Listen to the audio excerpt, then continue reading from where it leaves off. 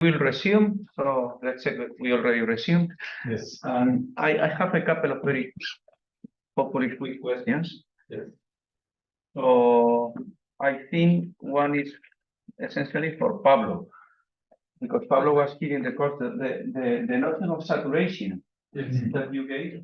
It's not exactly the same definition that he gave. Okay. Are they equivalent? I think yes. I mean, so what was the difference? Well, the notion of saturation that you gave was, let K be an infinite cardinal. We say that, and now you take a structure of a language, you say that the structure is K saturated if for every subset A of cardinality is smaller than the cardinal, and every LA type is realized by M. That's correct. And which one? And What was my definition? And the definition of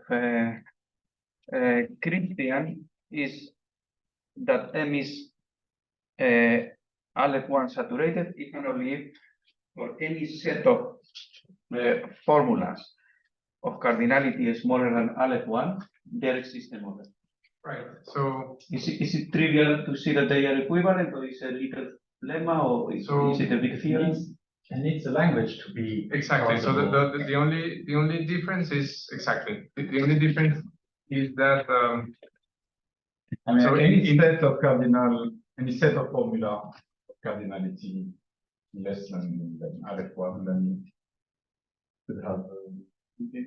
I mean, you can have right. Exactly. So their equivalent in the language is finite.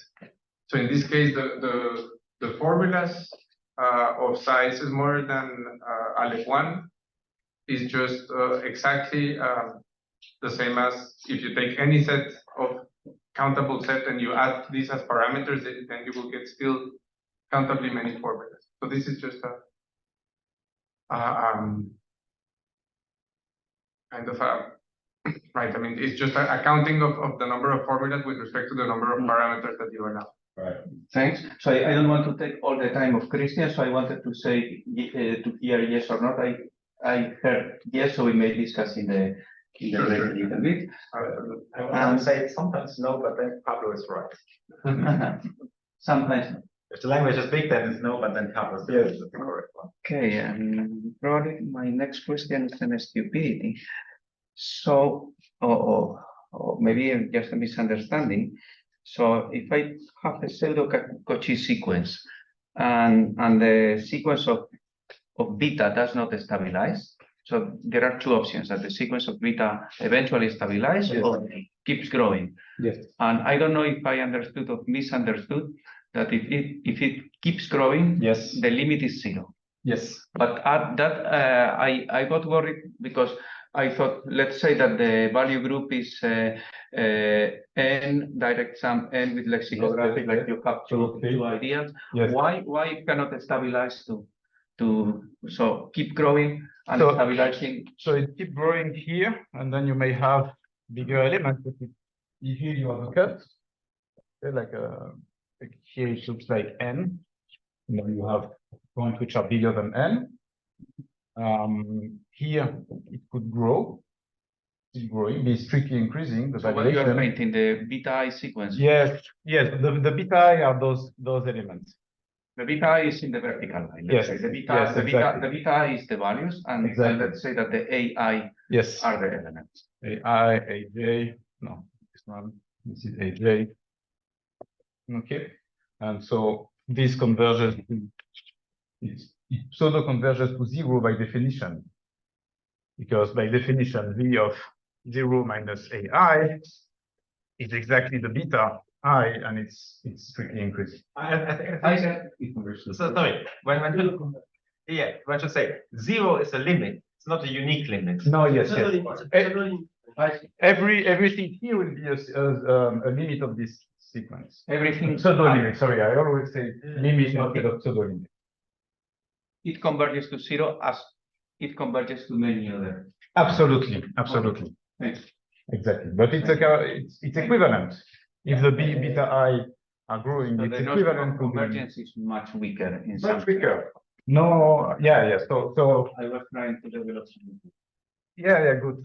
So if A converges to A, then for all B, such that V of B minus A is strictly greater than those V of A minus AI. So all those values, if I take any B, so that the variation of B minus minus A is strictly greater than B is also a limit of this sequence.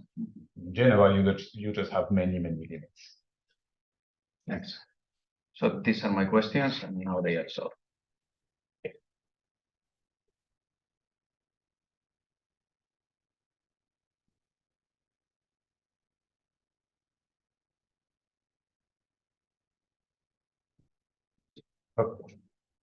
Okay, so yesterday we saw this theory about when we have an extension of field, and we can compute the valuation of elements in the extension by choosing a nice basis. And now I'll try to quickly go over facts about Henselian valid fields, and then we'll start doing the proof of the theorem of Bass and actually state the theorem of Bass. Okay, so recall that KV is Henselian if it satisfies the simple zero lift. Okay, so if for all P in O of X and A in small case of this comes with a residue field and the value group A is in K such that res of P of A equals 0 and res of P prime A is non-zero. Yeah, so here I'm just applying the residue map. I have a polynomial in O, and just applying the residue map to the coefficients. So if I have a solution in the residue field, then there exists a solution in K of my polynomial, and it's a lift. The value of A is also res of B equals 8. Okay, so let me just state this is just a little result that I will use at some point. The proof is fully contained in the notes, but Sorry, is it K or O? Where? The exit. Yeah, it's also it's O. It is O.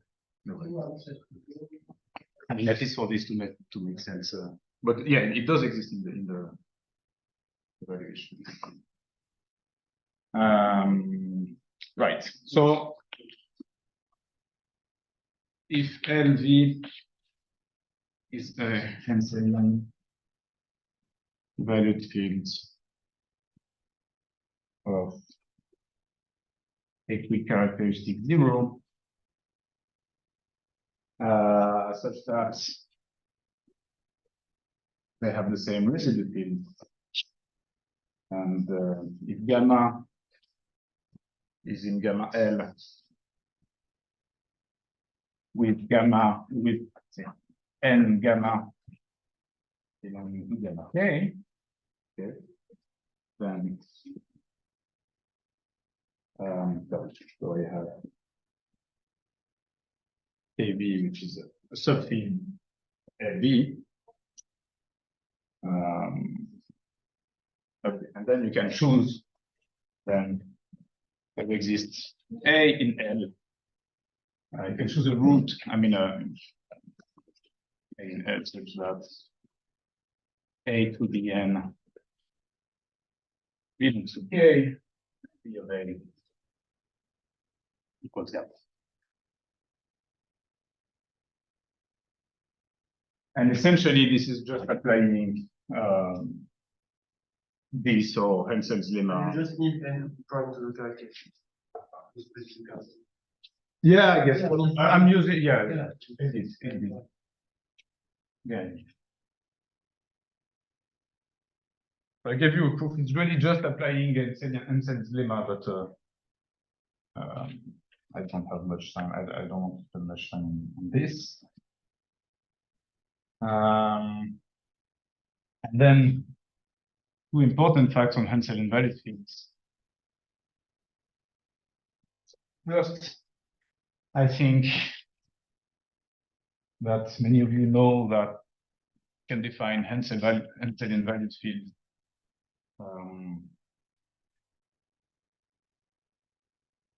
like this. So KV is Henselian if and only if for all algebraic extension L of K, there is a unique valuation L, valuation W on L, extending this. So here you will just Henselian to L. No? What? Henselian in that lemma is asked only to L. It's asked only for L. K need not be.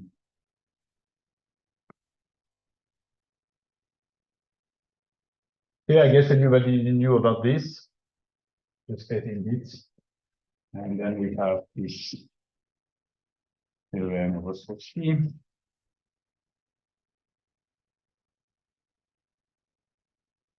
which says that if KV is Henselian and L L is an extension, it's finite extension, and W the extension of V, the unique extension of V to K to L, then you have this formula which tells you that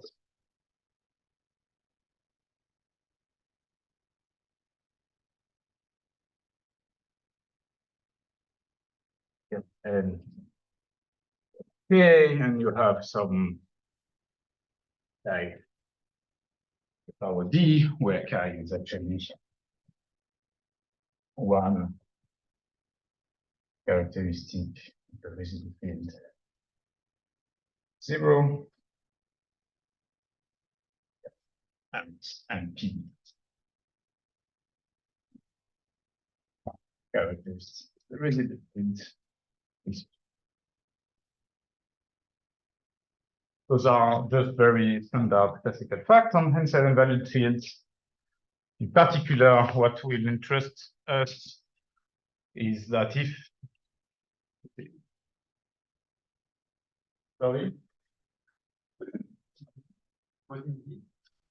D is some integer, some natural number for some defect. Yeah, D as defect. Okay, but I will not use much of it. I mean, I will use one thing. Okay, D. Yes, K to the D, K to the power D. And then we just have that what's happening in characteristic 0, then LK is exactly those two, right? So we can conclude that if KV is Henselian of residue characteristic 0, then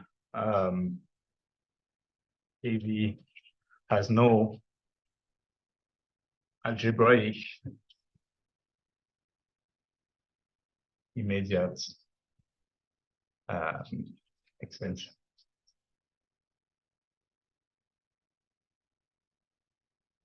Okay, because it's immediate, then those two are one, so that doesn't matter.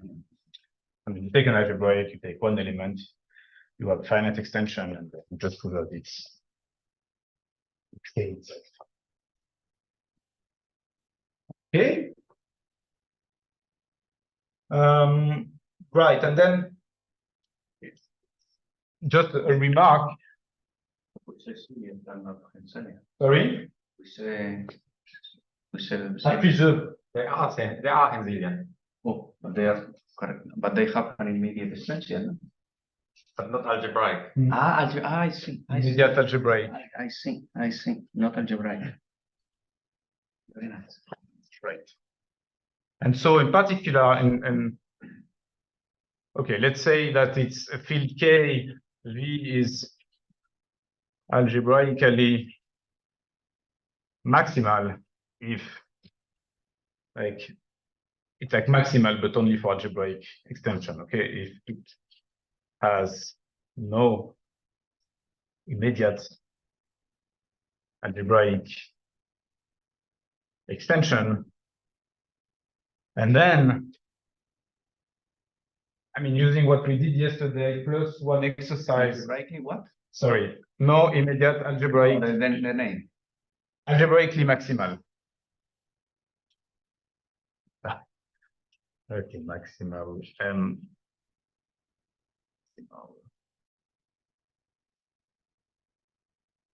Okay, so this is equivalent to every pseudo-Cauchy sequence of algebraic type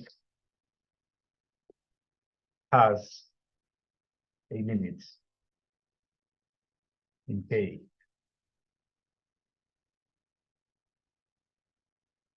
So there is one direction that we saw, is that if I have a pseudo-Cauchy sequence of algebraic type, which has no limit in K, then you can construct a proper immediate extension, which is algebraic, which shows that from there to there holds. Okay, and the other direction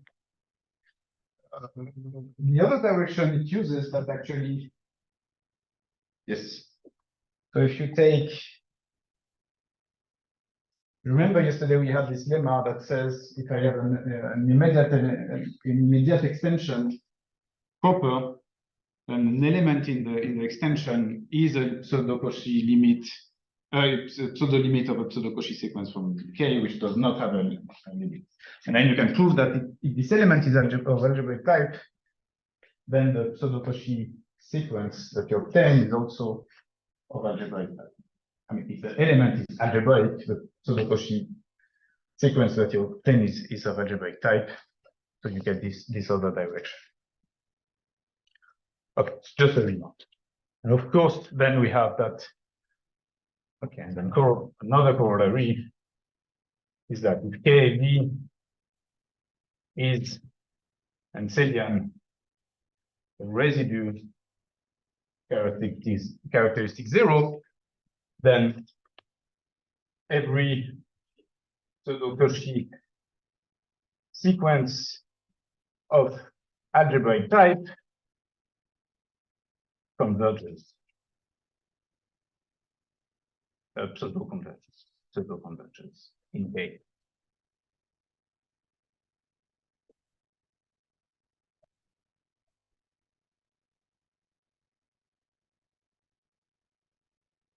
There are no non-convergent. As soon as you find a pseudo-Cauchy sequence that does not converge in a Henselian valued field of equicharacteristic 0, then you know that it is of transcendental type.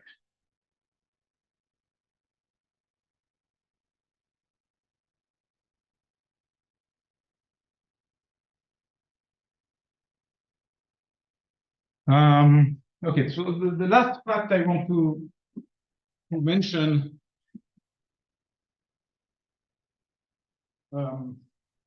about general theory of valued fields is the Henselization function. Okay. So Henselization, let KV be a valued field.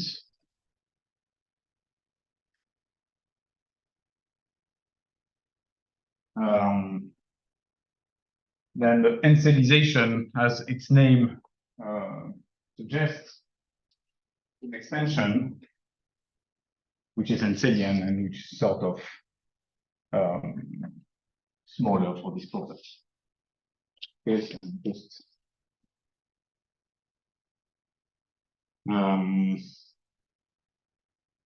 write that. There exists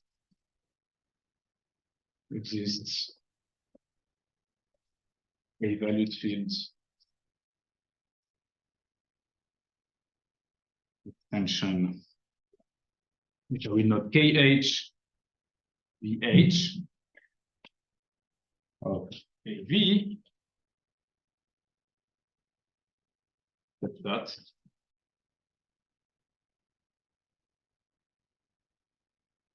First, KH is algebraic. Okay. Okay, which means it's an intermediate extension between K and KH.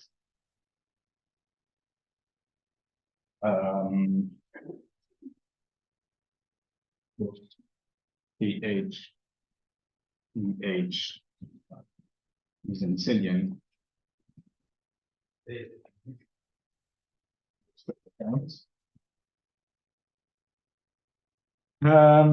So it has a sort of universal property. If LW is an extension of KV,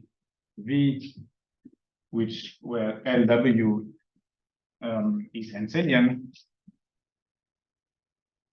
then there exists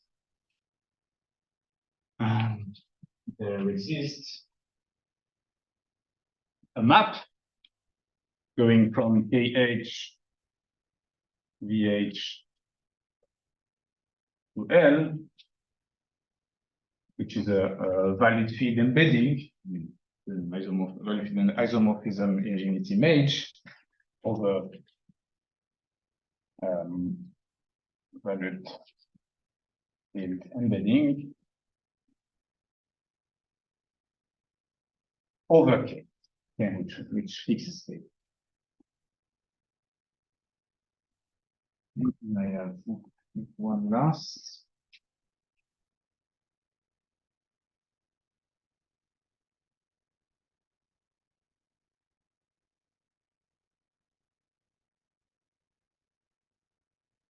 From a geometrical viewpoint, it's very similar to the high-speed decomposition.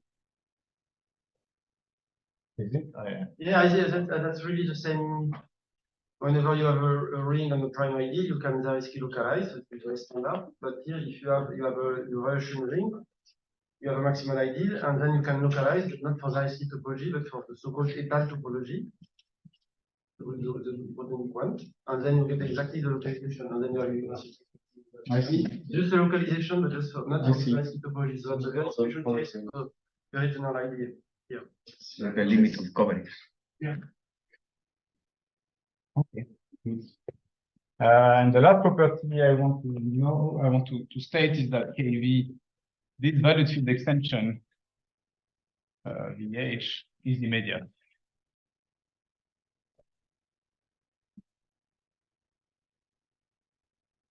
Okay, so in the note I describe how you can define it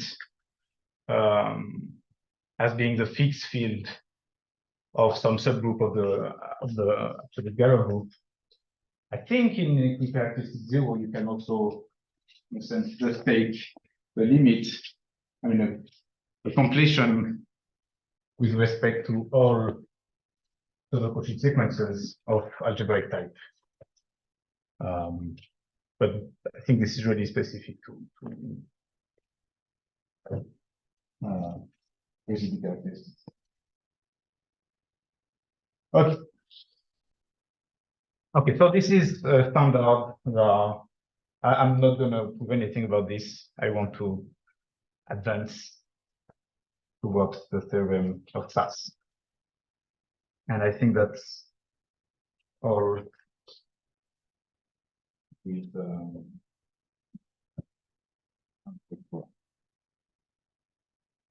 okay. So what is this theorem of SAS? Let's get back to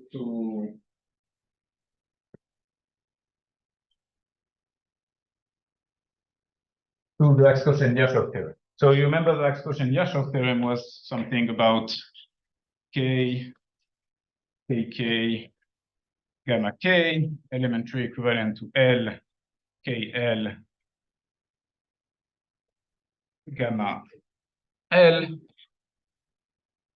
if and only if KK is elementary equivalent to KL and gamma K is elementary equivalent to gamma L.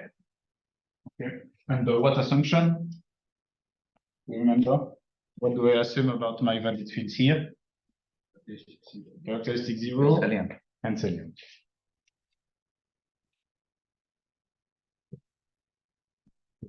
K, gamma K, L, K, L, gamma L are Henselian of characteristic 0, 0. Oh.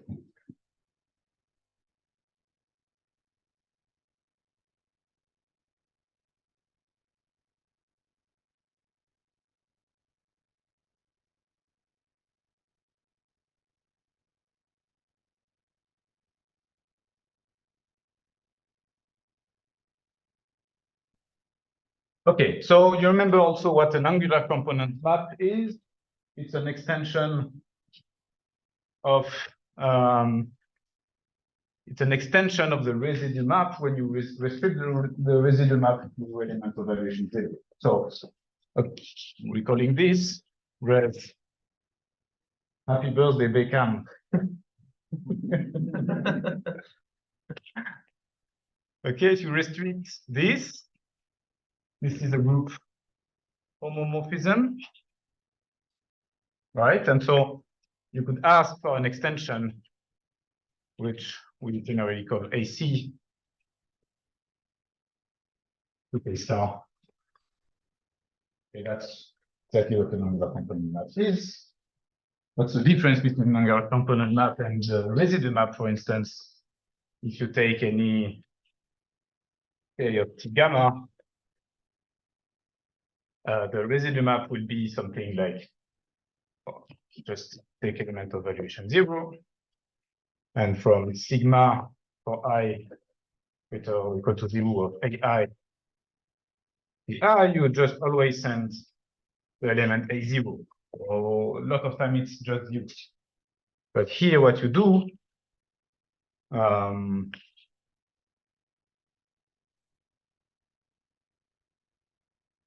you send it to which one? Yes, A index the valuation. A index the valuation of this element. AITI. So indeed it coincides over 0, but not on everything else, it just does not coincide. Okay. So what is this theorem of paths? Theorem of paths is a quantified elimination in valued fields in the three-sorted language together with an angular component map. How is it? We have to make sense of is it okay if I erase this?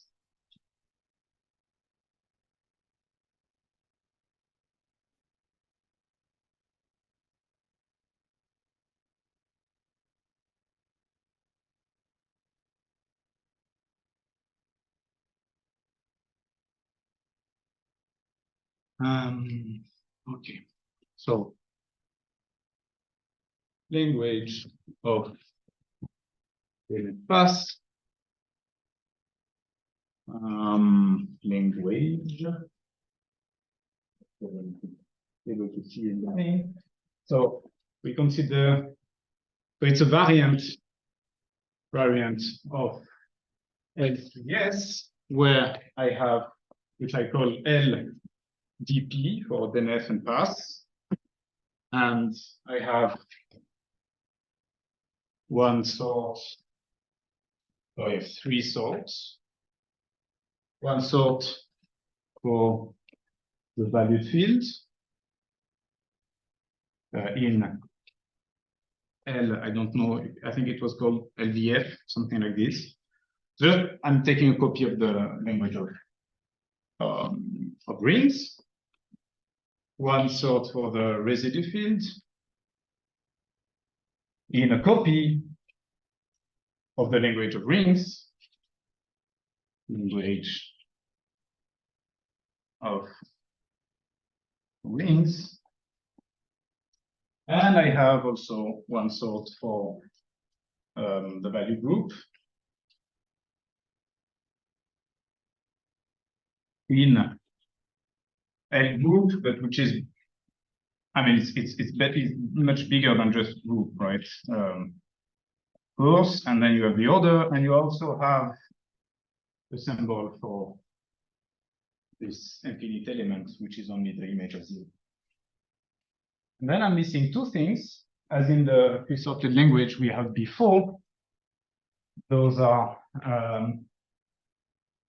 two maps between the sorts. Of course, we are dealing with valuation, so there is the valuation map, which goes from the valued field sort to the group sort, and another map called AC, which goes from the valued field sort to the residue field sort.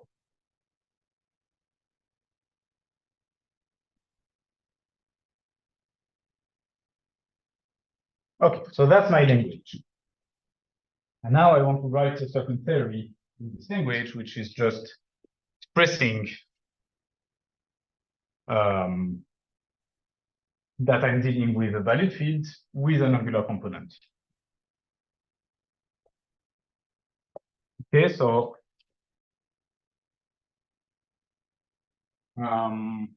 let T0 dp be the L dp theory expressing,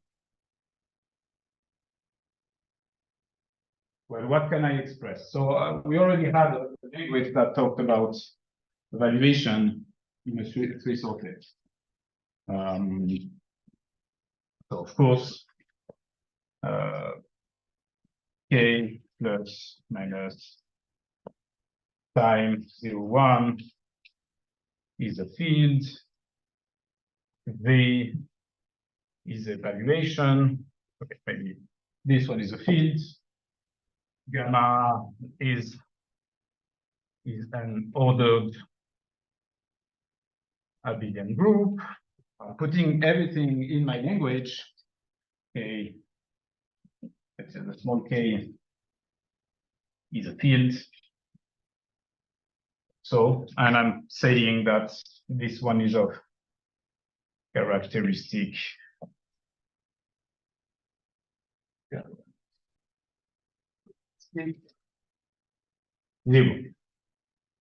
Then both of my fields are characteristic 0. And I'm saying then that V is evaluation, which is on 2. Okay, this is as usual. This is if I want this to be my theory, yeah, doesn't cost much. And the point is that if I take a valid field, I want it to be a model of this theory. So if I have a bigger group, I just take the image. I can make a model of this theory by just taking the image. Okay, what am I missing? Right. So what do I want to say? I'll say it here. What do I want to say is that AC is an angular component map.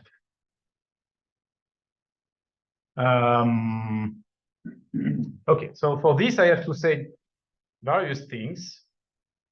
There's an angular component map and the residue map, which I will define, is onto.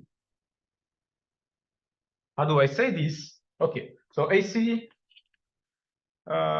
is, okay, goes from K to K and is a multiplicative map.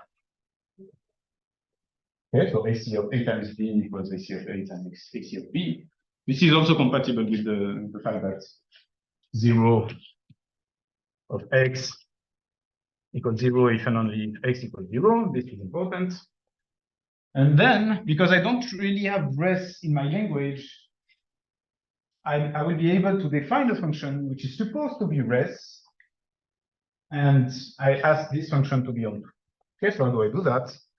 If res is defined as the function that maps X to AC of X, if the valuation of X is 0, or X to 0, if the valuation of X is greater than 0, and then I just ask also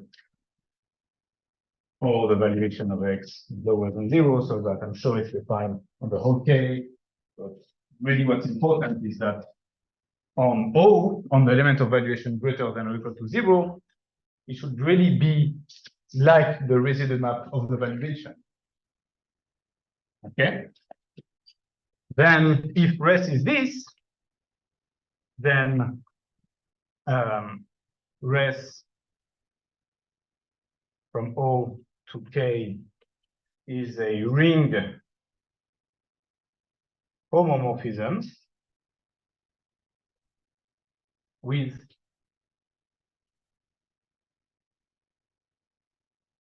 kernel. With kernel what? What should be the kernel of my homomorphism? Exactly.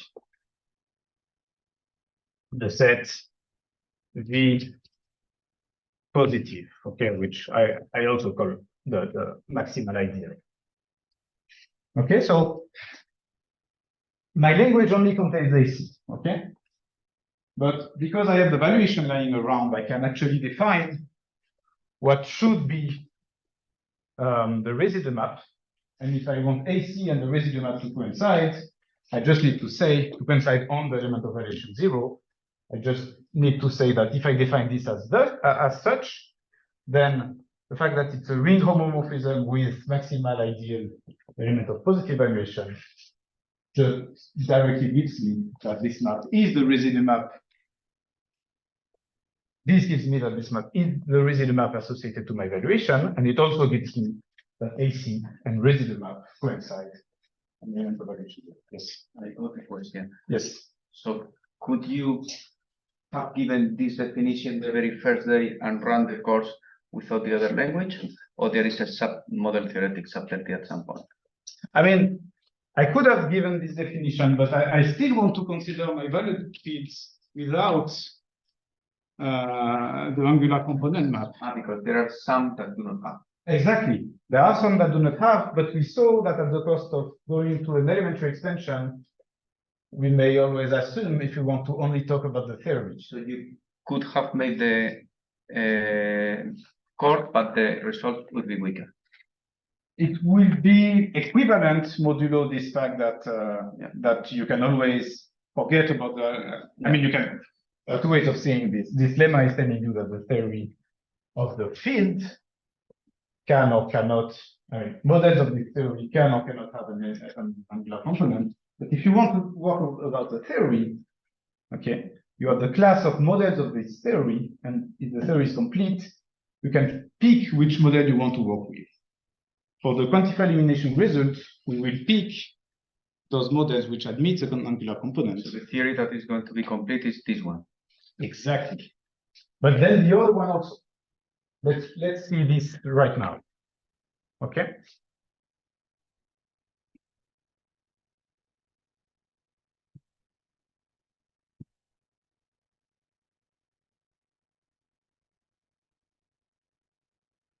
Okay, I need just one more definition.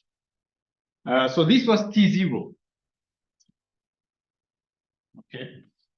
Why is it T0? Because in here, okay, it's a very general theory, but I want to work over the theory of the residue field and the theory of the value group. Remember, in my equivalence in the Ax-Kochen-Ershov, I'm assuming something that's already the group share the same theory. And here I'm just saying what is the group? It's just any abelian, ordered abelian group. So I just need to expand this.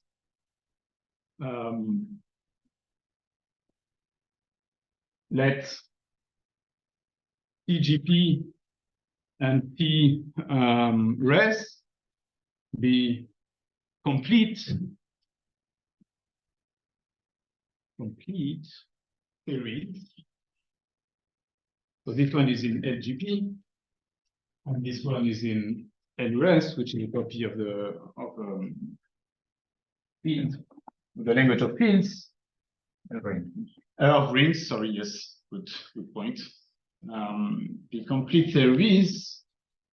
Okay, so I'm taking a complete theory of group and a complete theory of residue fields, and I just write, what was it? TDP equals T0, it's TDP of T group T res obtained by adding to the value to the T0 dp the theory. Okay, so now I'm adding those theories, all those axioms, I list them in the, I ask this group to be a model of TGP, and I ask this field to be a model of T-res. I don't understand. The theory of groups is not complete, no? It's a complete theory of group. If you take any group, And you take the theory that is. I'm taking all the, for instance, all the formula, yeah, all the sentences that are in it. But when you have nice understanding of the theory, you often can reduce. So these are theories that you choose for. So this is for every two complete theories in these two languages, we define this extension. Yes, exactly. Yeah. And then I will use it with just given complete theories of groups and fields. Okay, obtained. Did I make a right sentence? Obtained by adding to dp 0 the axioms. I mean by adding to this one TGP. Okay, maybe what's the best way to say this? Adding that the group in the value group sort is a model of TTP, okay, and the field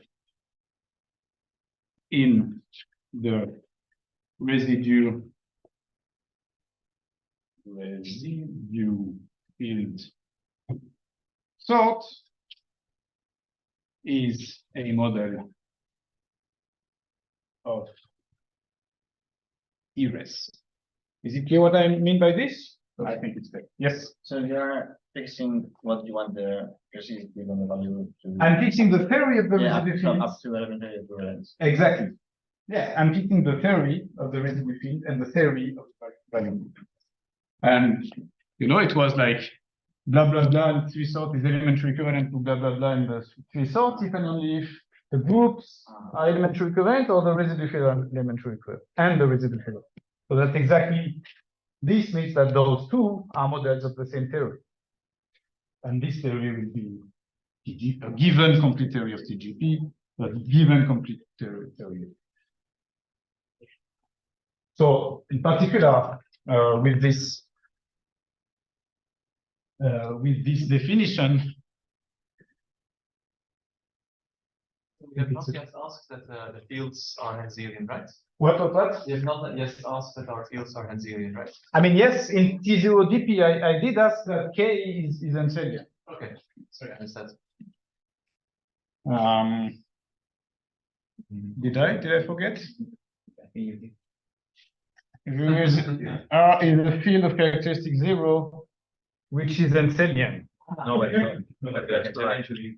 What? Big K is Henselian.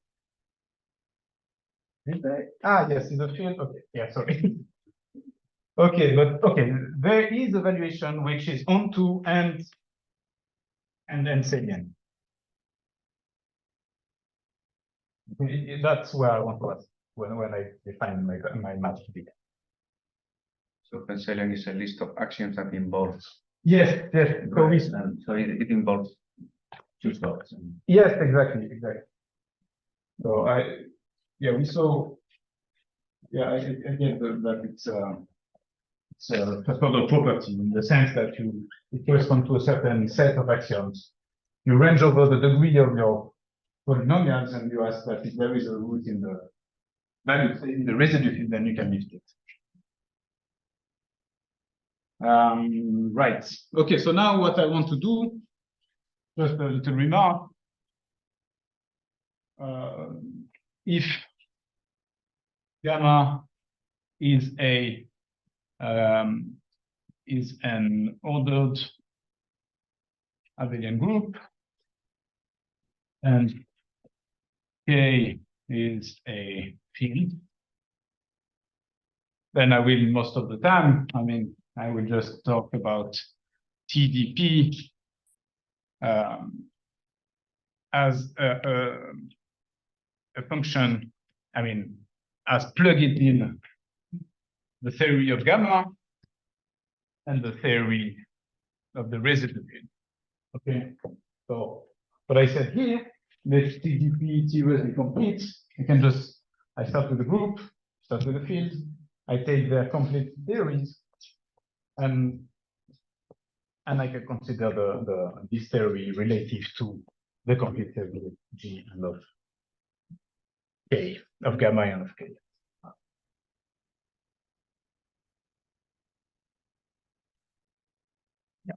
I can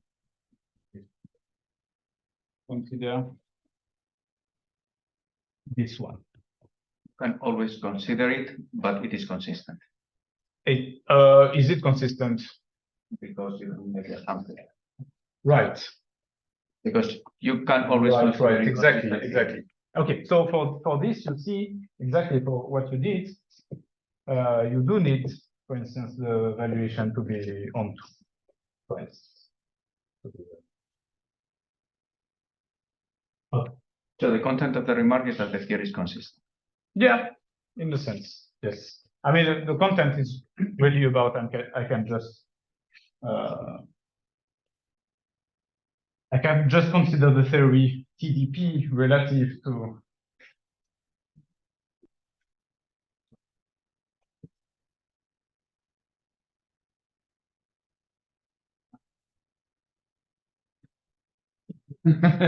that's enough.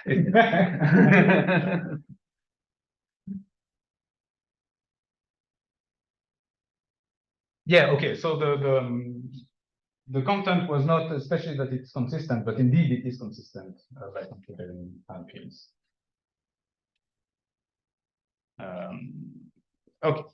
Okay, now let me state finally, let me state the theorem of pass, and I'm sure you already know what the theorem of pass is.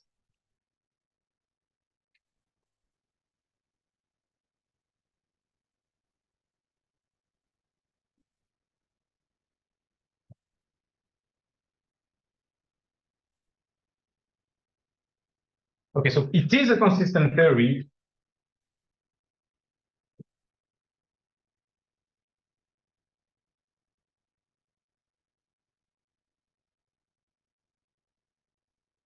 TDP of gamma, the theory of gamma, theory of K. is fit.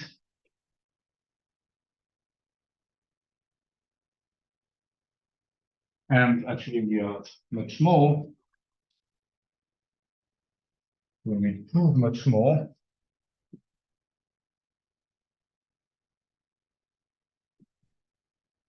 Why is it surprising? Because I'm just saying that the field is Henselian characteristic 0, and that's all. And I fit the theory of the field, of the residual field, and the theory of the. So the more TDP eliminates field quantifiers. Field quantifiers, which means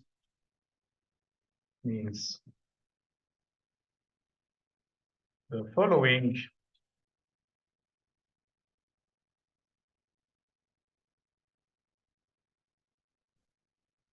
Wait a minute.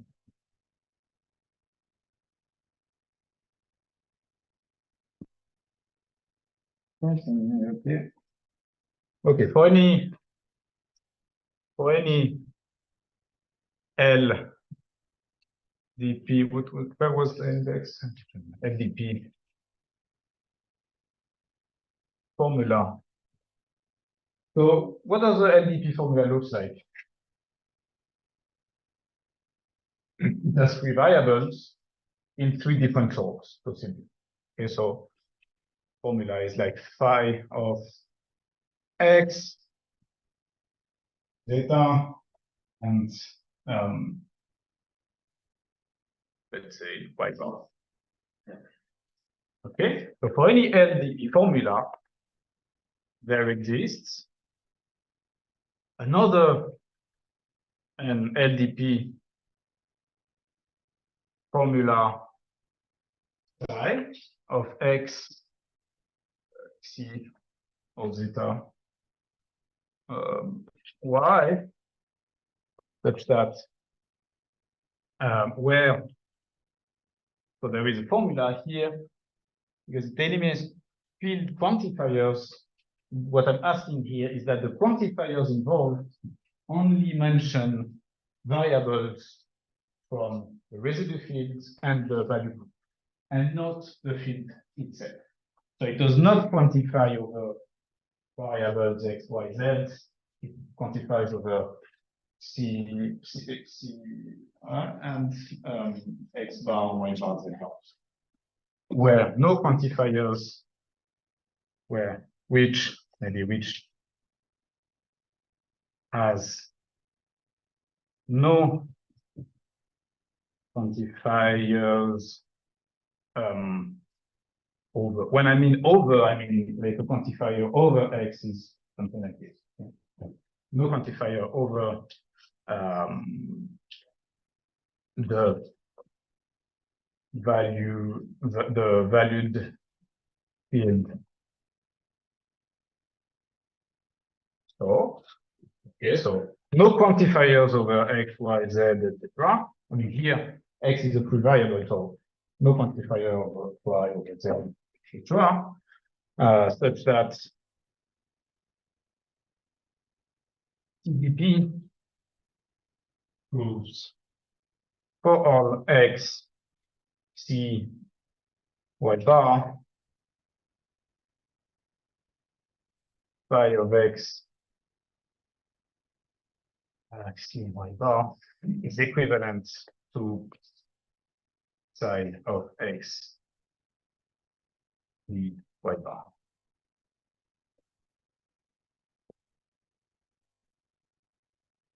Okay, so this is just to mean that the theory proves the equivalence of those. Okay, so here x, y, and z, x, c, and y, they are tuples. So these are free variables. Yes, those are free variables. Tuples of free variables. So you may have here. This is an arbitrary. You may have for all C, like V of a term equal C, something like this. And you can also have for all X, or there exists Y, etc. But here, you don't have any quantifier in the valued field source. Okay, what does this mean? I mean, you saw it last week, but what does it mean? It means that in any model of TDP, okay, the definable set corresponding to this formula is the same as the definable set corresponding to this formula. Okay. And so definable set can be reduced to self-defined without the quantification on the field.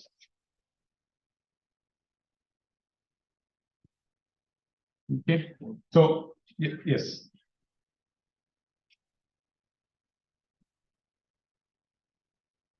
This is a clear for all X, C, Y bar. This formula for this and only this formula holds.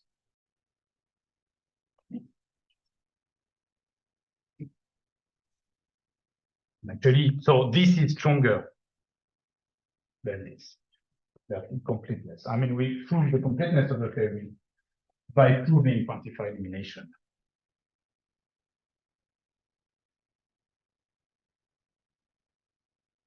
Okay, so maybe we can have a little break. We'll enlighten a little bit what this theorem is saying.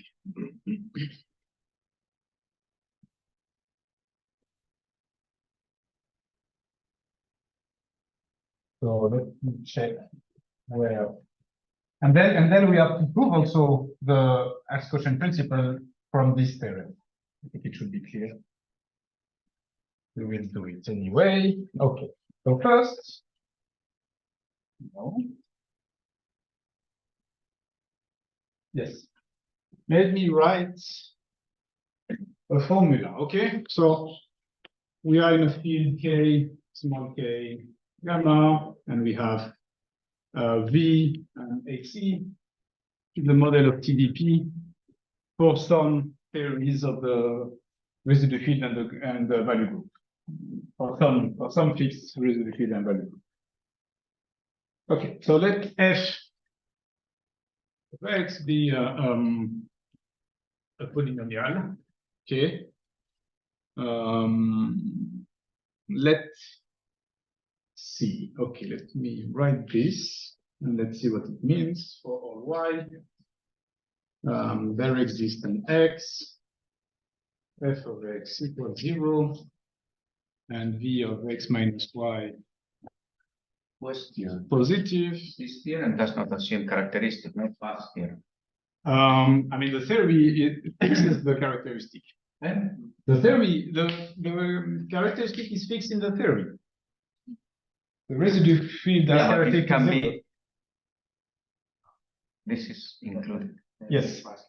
Yes. Why do we so it's a theorem of elimination of quantifier in characteristic 0, but we could reduce to characteristic 0 by taking the ultra product. The two ultra products we had in the Ax-Kochen-Ershov were both of characteristic 0. So this is the limit. No, but so this theorem only works in characteristic 0. So there are extensions to characteristic P under some conditions. But as yeah. stated. Yeah. This is really using characteristic 0. I mean, for our proof, we will definitely use it. And then there are ways to extend the results. Okay, so for that small k, I will write characteristic. Yes.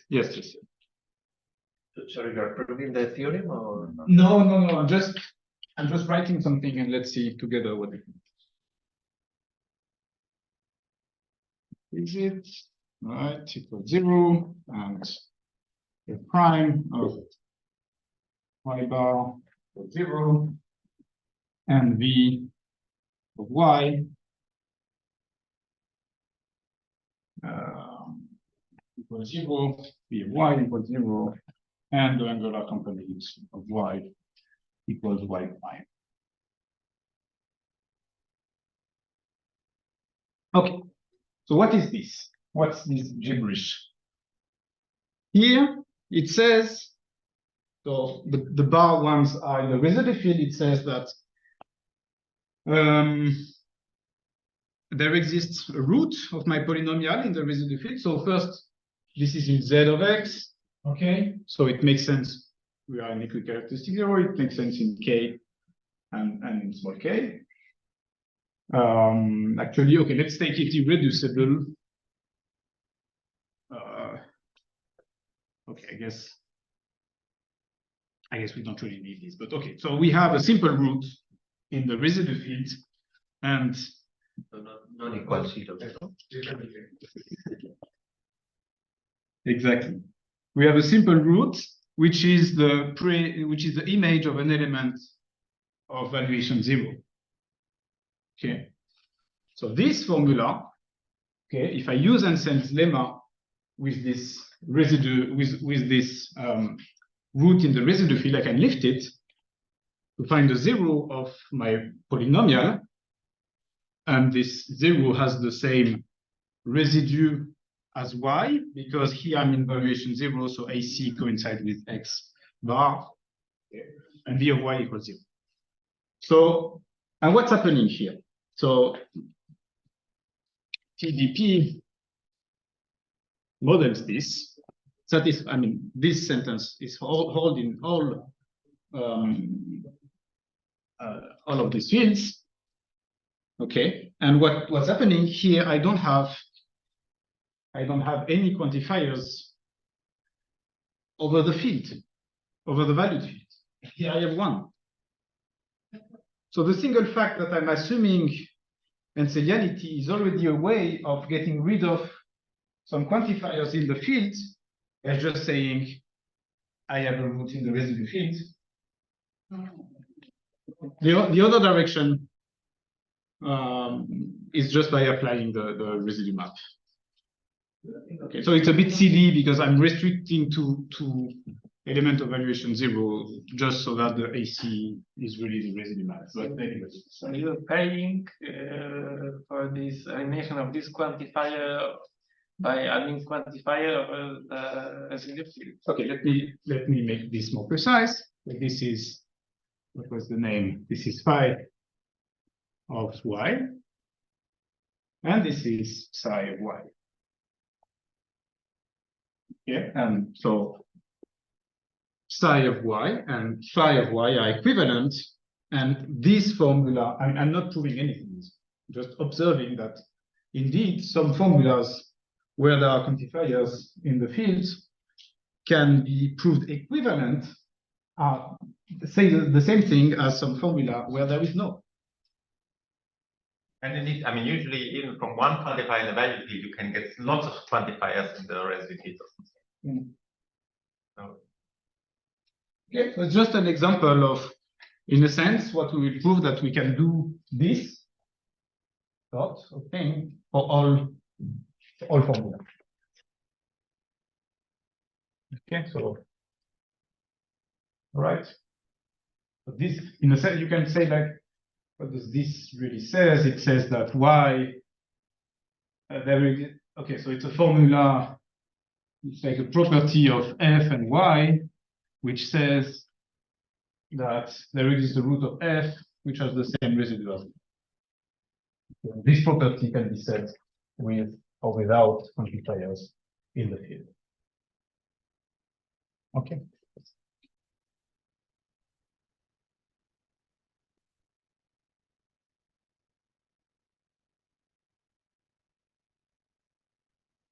Okay, so before going to the proof, let's prove the Ax-Kochen-Ershov theorem using Pratt theorem.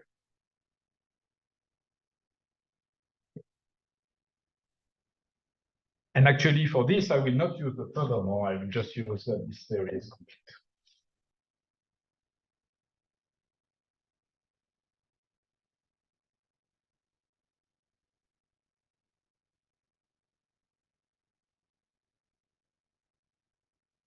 Okay, so what is the Ax-Kochen-Ershov? AKE. I mean, should I say it again? K, KK, gamma K, elementary equivalent to L, KL, gamma L. If and only if, you can write it here. Gamma K is elementary equivalent to gamma L, and K is elementary equivalent to KL. Okay, under the assumption I have equal to 0 and again. All right, so there is one direction which should be clear. Which is it? Yes, this one. This one here, okay, because the theory of this thing is contained in the theory of this one. So the interesting direction is this one. So assume that gamma K, gamma L, and I call their theory T group, okay? And okay, maybe let me be more precise. K is elementary equivalent to KL. Now I say that T res is the theory of KK, which is the theory of KL. Right? Okay, here this is theory of KL, and T group is the theory of gamma K.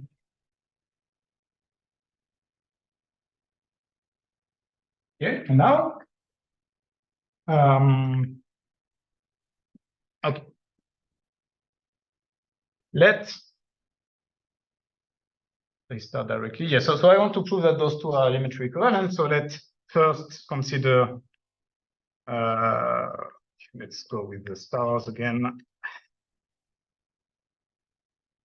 Gamma L, gamma K star, and L star, K L star, gamma K, gamma L, sorry, star the elementary equivalent, elementary extension of K, K, gamma K,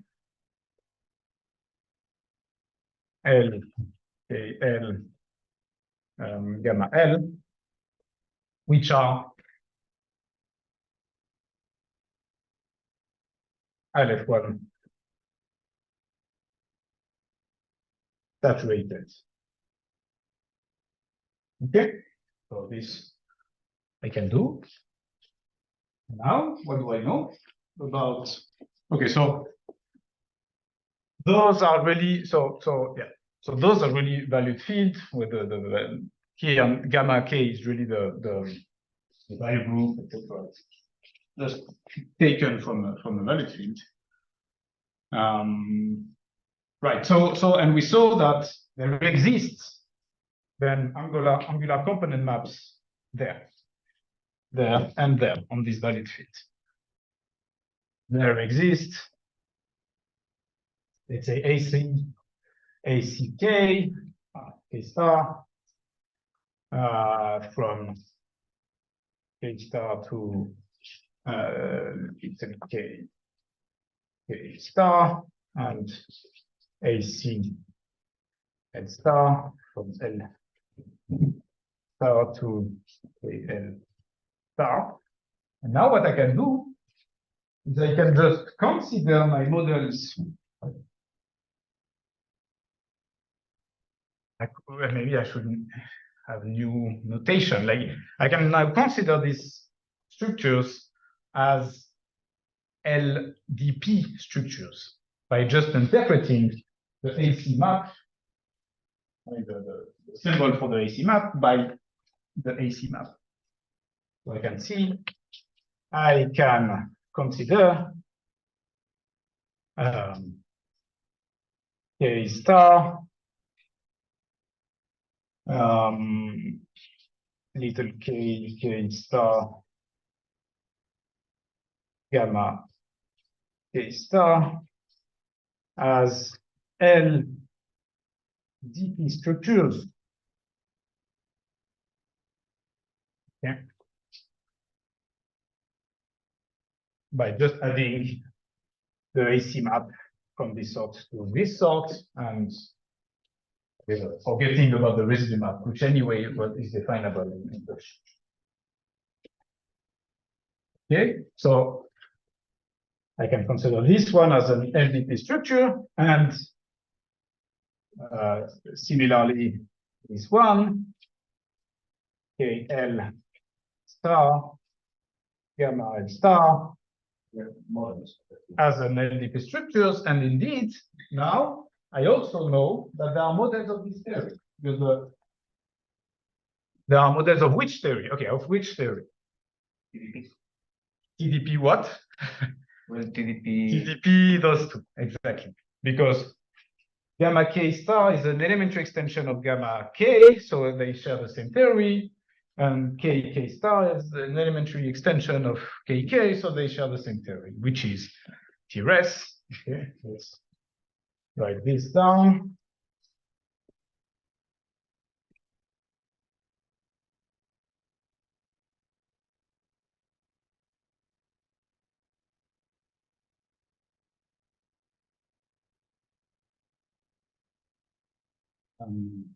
Okay. Now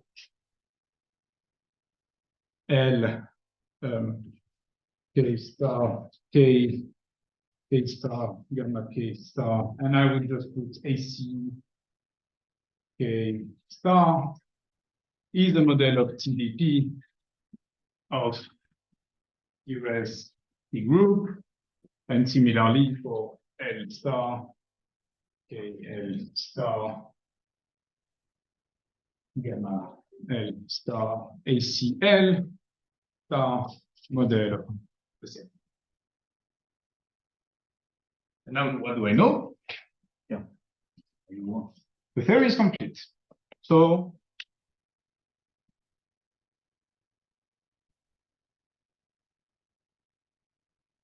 K star AC star K is elementary equivalent to the one with L's everywhere. Okay, but in which language?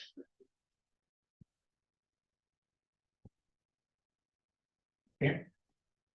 But this language contains the valuation, and it implies that this is also true in L3S.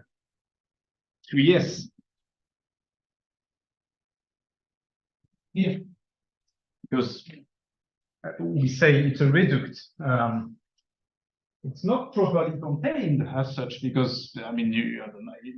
I mean, everything is right, except there is, in one case we have a residue map, in the other case we have this AC map. Okay, but you can define the residue map from the angular component. So it really goes through this language here. Now, because k gamma k is elementary equivalent to its saturated extension, right? So this is k star, etc., and this is k star, etc. And so this is equivalent to this in L3S, and this is elementary equivalent to L3S. KL gamma. Okay. Good. So now it only remains to prove the theorem of mass. So let's start. And completeness is deduced easily from that quantifier elimination? Or Yes. Yeah. It really follows from it. will you make that? That's that precise. I mean, it's okay. So it follows because a main sentence without quantifiers, what is it in our language? Yeah, but we have quantifiers in two sorts. Yes, yes. But okay, but the part about this is already complete. The part about the groups and the residue field is already complete. It's fixed. You fix a completion. Okay. Okay, so let me. That's complete. So the sports sentences. All right. Please treat me as a stupid. Yeah, yes. Okay, let's see this how we will prove the quantifier elimination. So for this, we need a lemma that that were almost stated by by Pablo. I can say a comment just on the question of Javier is so to show that a theory is complete is enough to prove that any two models satisfy the same sentence, right? In virtue of quantifier elimination for the quantifiers over the field, then it's enough to show that such sentences, the one that do not have quantifiers for the field, any two models satisfy the same sentences, right? Then they need to satisfy the same sentences for these formulas which say things about the value group and the residue field, because these two theories are fixed and are complete already. So the part which is fixed about the residue field or the value group, this is not difficult, right? So we only need to take care about what can you say with a quantifier-free sentence in the field part. But basically, this is again, you're only saying again what is your characteristic, because polynomials in constants are just polynomials in 1 and polynomials in 0 for p in z of x. So those are your terms, polynomials essentially, and you are evaluating them in the only two constants that you have, which is 0 and 1. And so essentially you get 1 plus 1 plus 1 many times is equal to 0 or is different from 0. Those are the formula, the sentences only in the language of fields. And then you have perhaps the valuation of these two polynomials being, I mean, something that involves the valuation, for example, of such polynomials.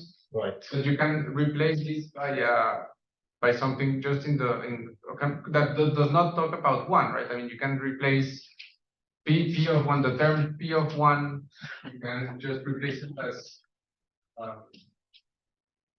so this will be always 0. I mean, either 0, exactly. I mean, the gamma it will be 0 without, but infinity, yeah. right? But you can replace this p, I mean, valuation of p of 1, you can always replace it by the 0 of the group or infinity if the polynomial evaluated at 1 is 0, right?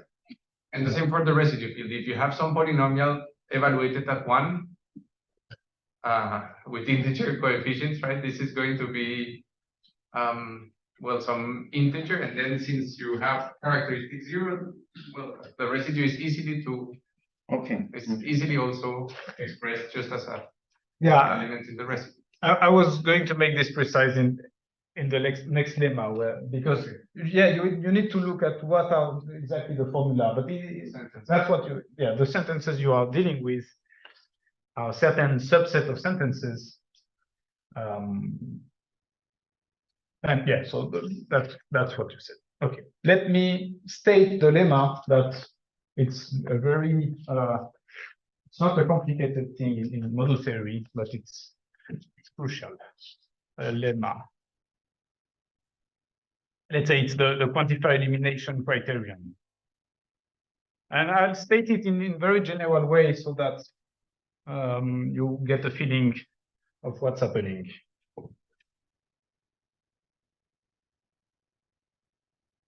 I mean,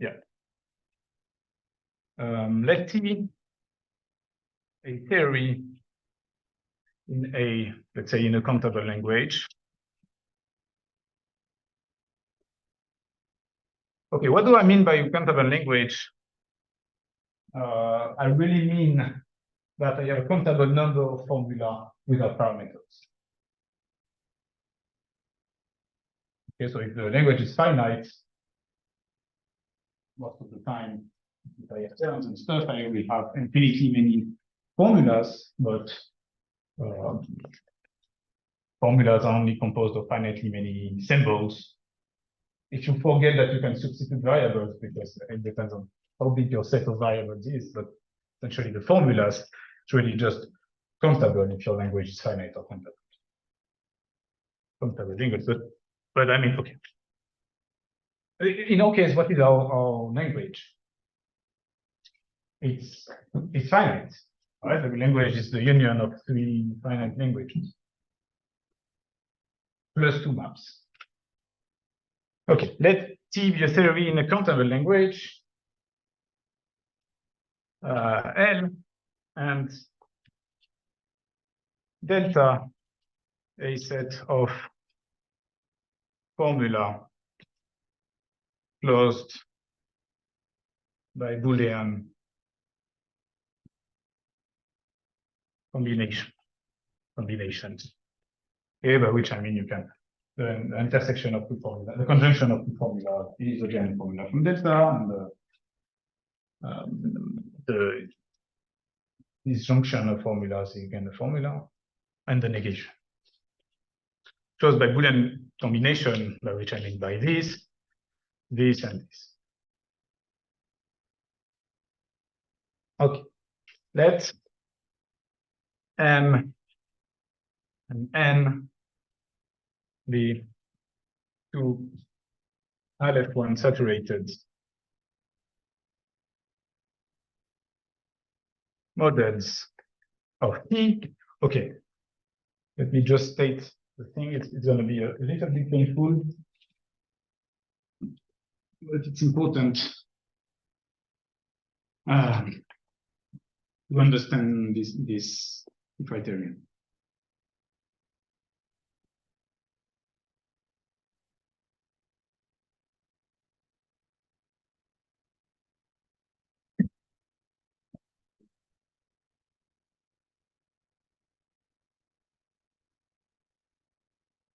Okay, so if I can do this star,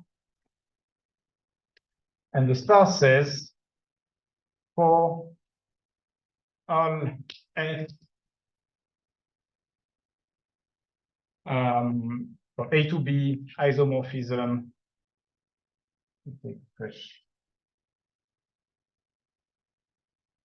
for all f between A to B isomorphism, I try to write it very well, between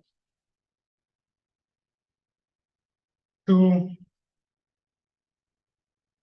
countable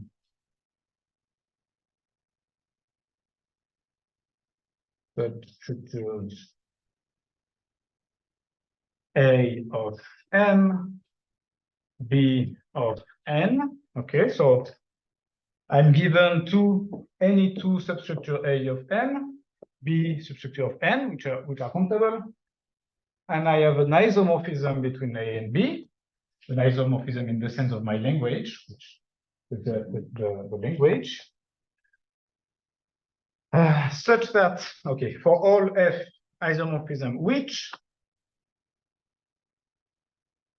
preserves delta formulas. Okay, so I have a set delta, and by delta formulas, I mean formulas from delta. Very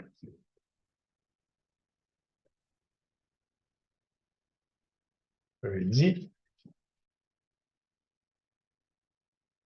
Countable substructure A and of M, B of N, which preserves delta formulas. So is it clear what I mean by this? I will still precise it. So this means that, okay, I'm working in a model N, M here, and a model N here. I have a function. What I want is that if in M is true phi of A, or some tuple A, then in N is also true phi of F of A bar. Okay, this is the tuple F of A1, F of AN. Okay. Why don't you say A implies, because No, it is a substructure. it's not. It's not in A because A is just a substructure. It's not necessarily a model of anything. What I want is that this formula, the satisfaction of phi in M on A is preserved by this function f. F, in general, we also call it a partial isomorphism or just a partial map that preserves formulas. Here it's important to be able to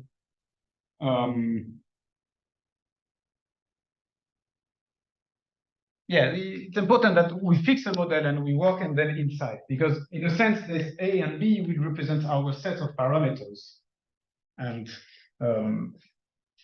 essentially what we are doing is that we can extend the truth value on set of parameters. Okay, let me just finish. So it preserves delta formulas inside, okay, as a partial map in a sense, but it's really the truth in M and the truth in N.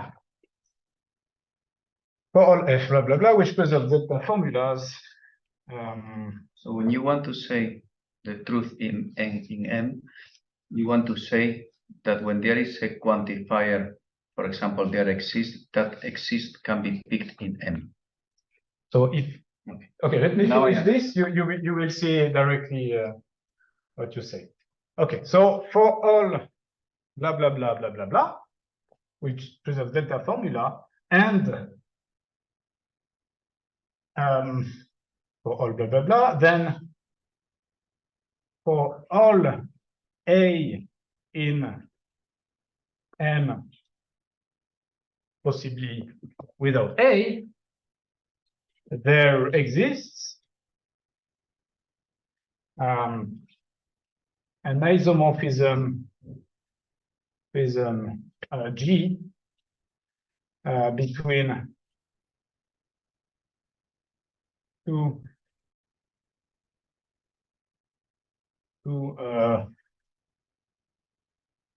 substructures of, okay, let's maybe A prime,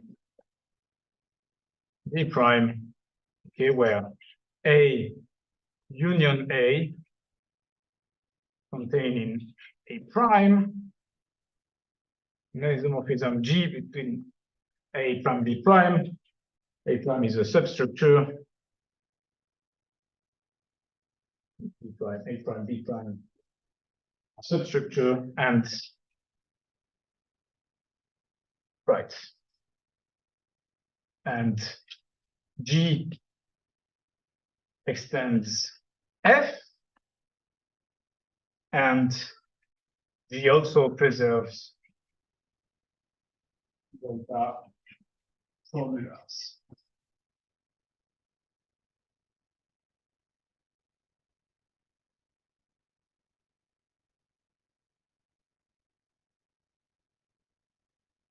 Okay, so this is a condition.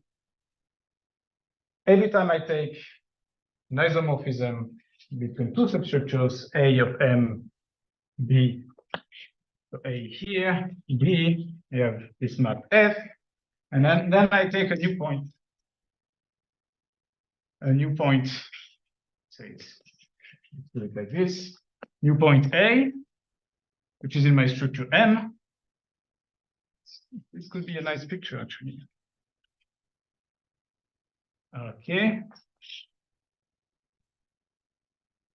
Then I want that I'm able to extend the function f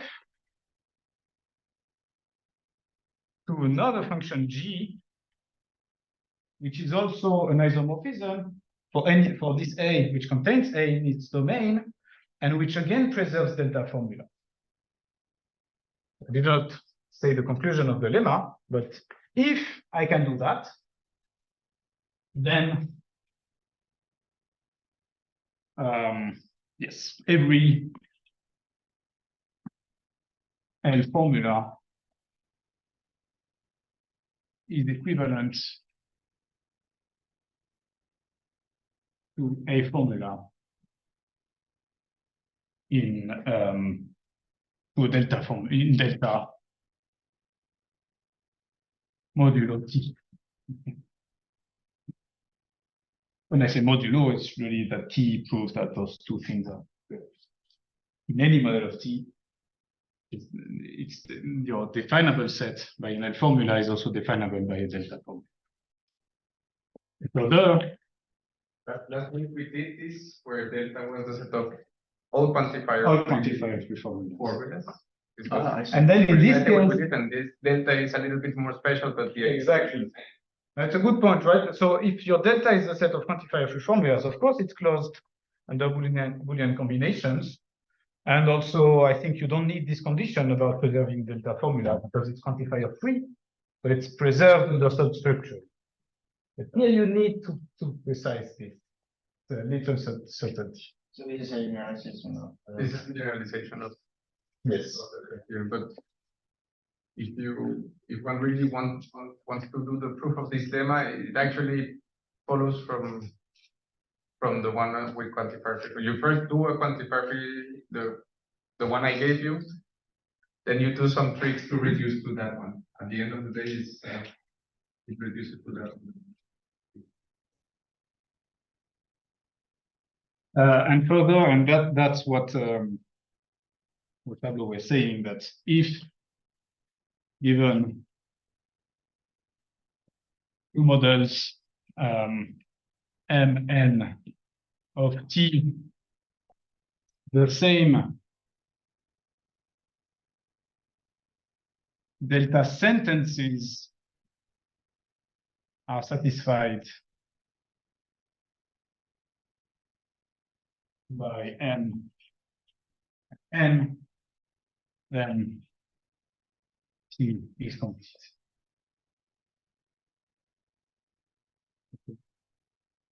The reduction of the completion is really given by satisfying the same delta sentences. So if the formula talks about okay, I will actually be more precise.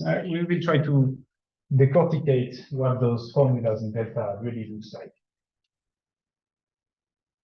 Modulo T means for every model in T. Yes, no, modulo T means, so phi is equivalent to psi modulo T.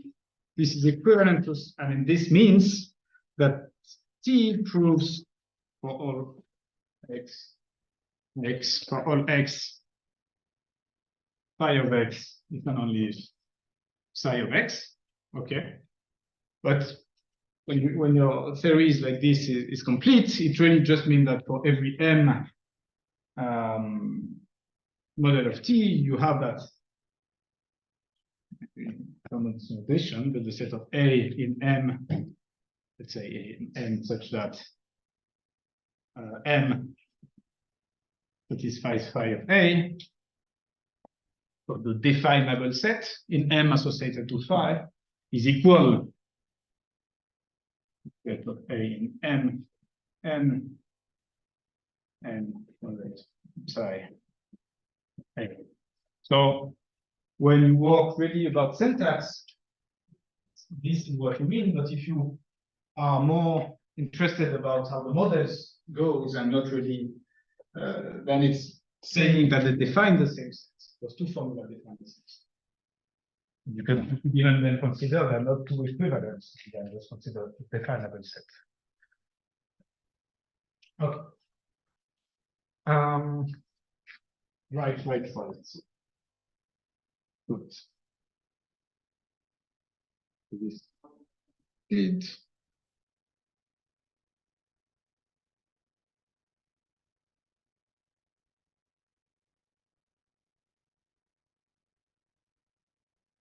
But let me mention something.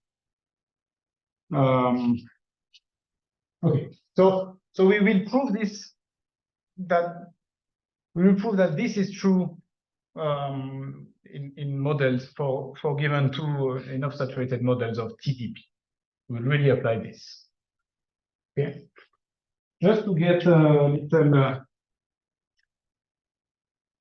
grasp of this, of how formulas in delta really look like. So I think it's an important remark. A delta formula, let's say, yeah, phi of, phi of x, y bar, and c is, okay, formally it's really of the form for all, okay, maybe q, y bar prime, q, whatever, this one, psi of x, y bar prime, and psi prime. Okay, what do I mean by this? I take tuples of variables, and here those are for all that exist, etc. Those are tuples of quantifiers, and this thing is a quantifier free L BP formula.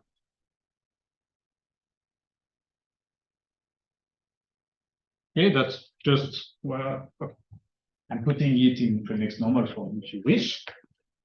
Okay, and then this thing is equivalent to a disjunction of, I mean, it's not equivalent, it's really, when you syntax it, it's a disjunction of formulas, let's say,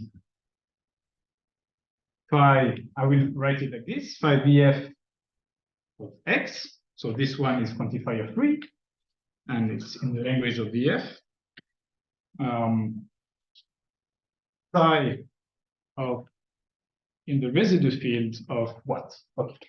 So the formula in the residue field, those are constructed from atomic formulas in the residue field, in the residue field variables. So of course I will have, so this x is this x, okay?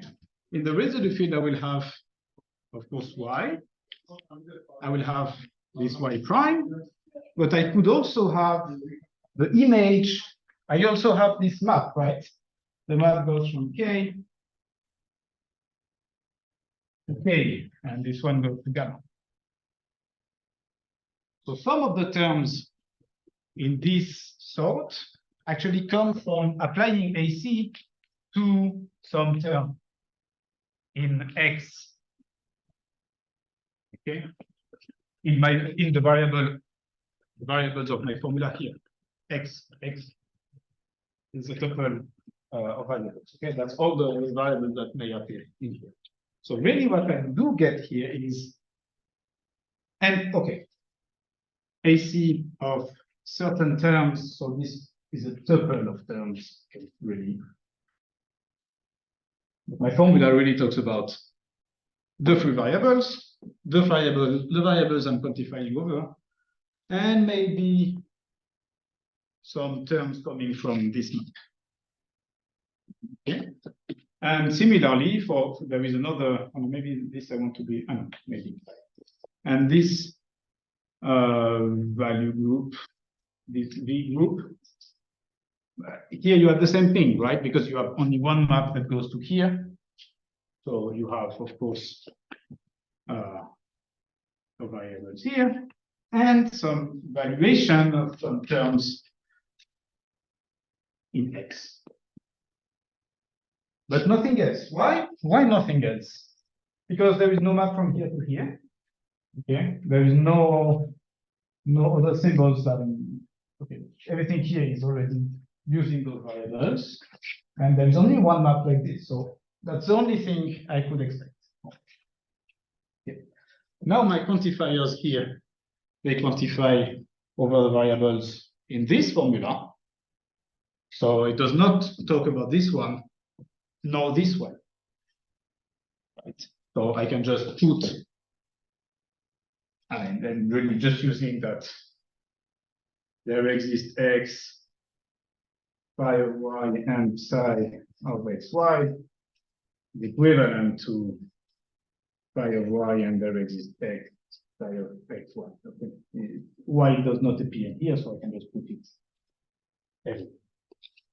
Okay, so I can just now consider that my formula is really the formula of the form. So I put this one here. I have a big disjunction, but I can also, it's also for the same reason.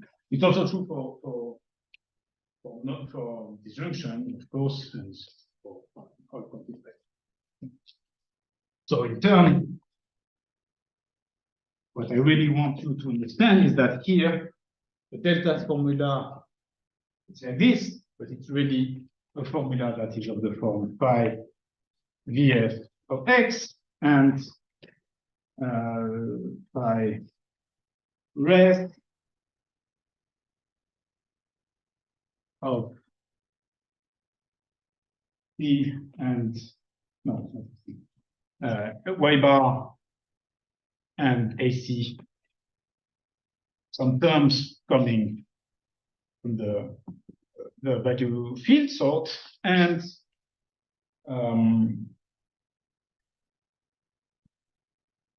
by VF C and V of some term coming again from the value field. And it's not exactly true. I mean, yes, it's exactly true. Here I have put, so this one is really quantifier 3. And this one is it's an L-res formula. Of course, I may have quantifiers. And this one is an LEF formula. All right. So in a sense, it's really coming from the shape of the structure. I have the two maps are giving me this. Those, okay. For instance, I'll give you an instance. Okay, so let's try the proof.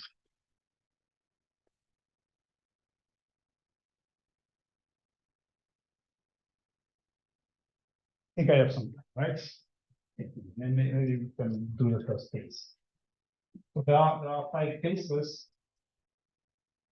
and here of them are two subcases.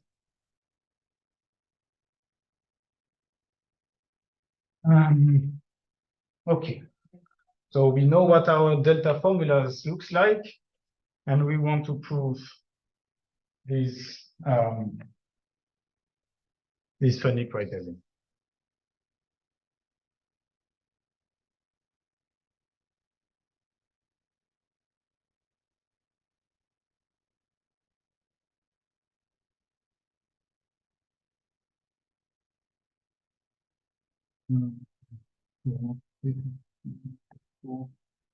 Not.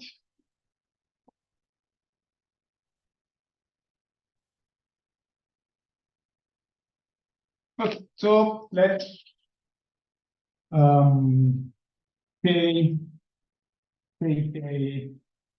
gamma K L K L gamma L, the two models of TDP for a given completion of the field and the residue field, and B. So I'm assuming they are Aleph1 saturated. So where does the one, why Aleph1 and not Aleph2? It's just because I have a countable language. So at some point we will need to realize some types, but those types will be over only countably many elements. I will reduce myself to countably many. But of course, if you have a very big language, then you need just to take in this criterion, you need to take, instead of Aleph1, you will take a cardinal which is big enough, essentially. Yeah, that's Aleph1 saturated, and let's A, Ka, gamma A be a substructure of K, gamma K, and B KB gamma B, the substructure of L, KL, gamma L, and I'm assuming the substructure, countable substructures.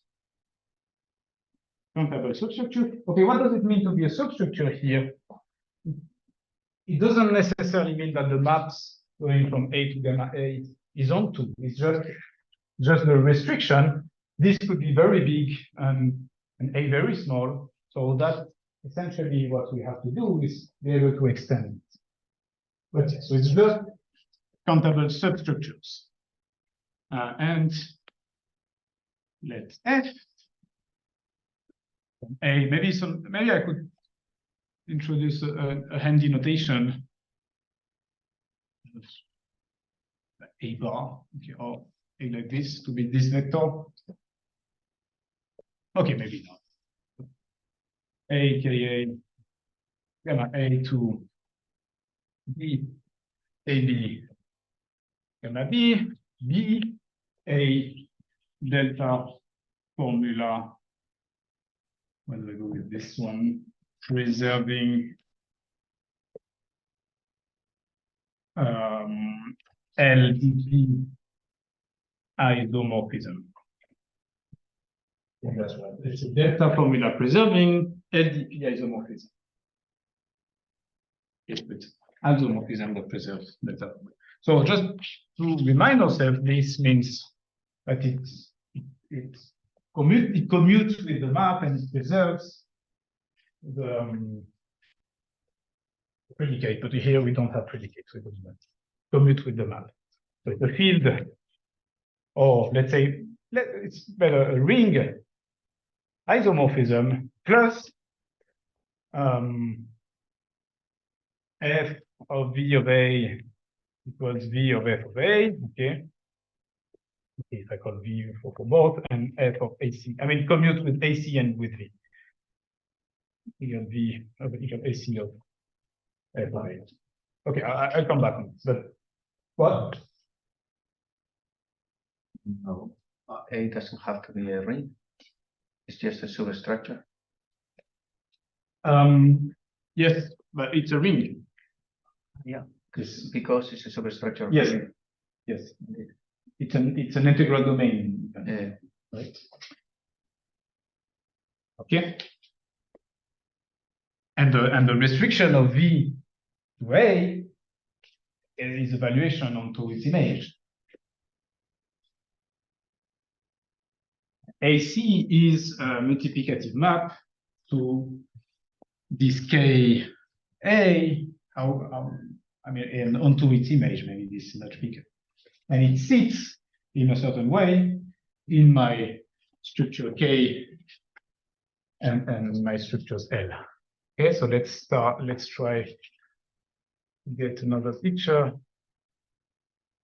K, K, K, K, K, A, K, A, gamma A, and this is the substructure, okay. Okay. So we want to apply this. We will prove a little bit more. So you remember this? Okay. So just before, what does it mean here to be an isomorphism between these two structures? In particular, I can just consider F. F it really consists of three maps, right? F consists, or it's like a tuple of maps, FA, FKA, F gamma A, right? Where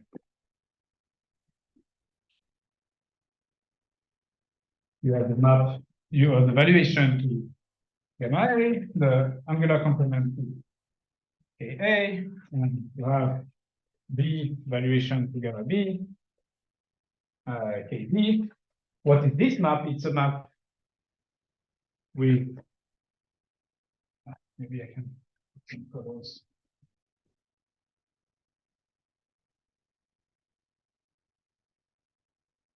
So there is a map here. Sorry, you didn't mean isomorphism from A to gamma A.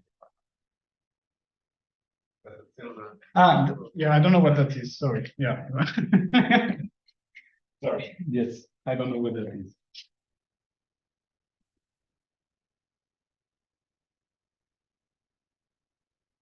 Yeah.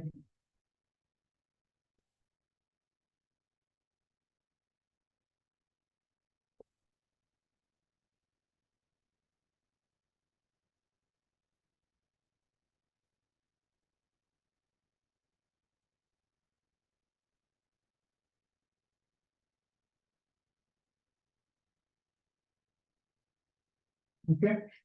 So that's really my configuration up to now.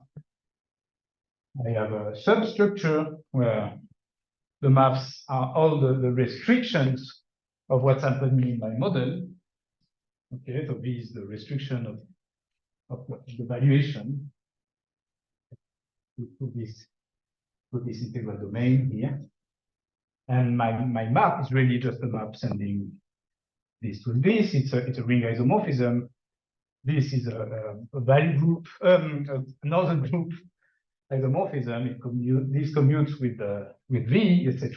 Okay. So it's a handful of data that we have to carry on. We will do it step by step. Okay. So now let's just.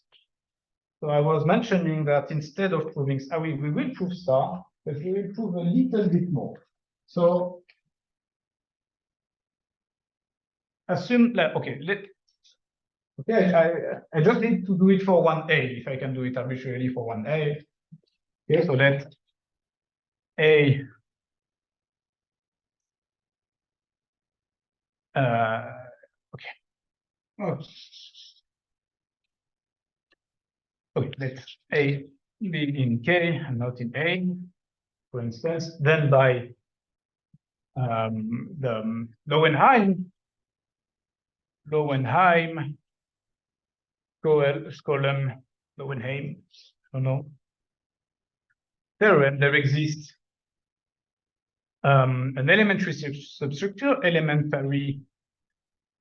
substructure, E of E, K, E, gamma E of K, gamma K, containing or extending my structure A, and containing small a. Okay, there exists one, and I can even choose it so that it is countable. Y and E, gamma E is countable. It's this downward Lowenheim-Skolem theorem. Okay, so instead of that's right. I had this A, K, A, gamma A, and here I'm saying that there is an intermediate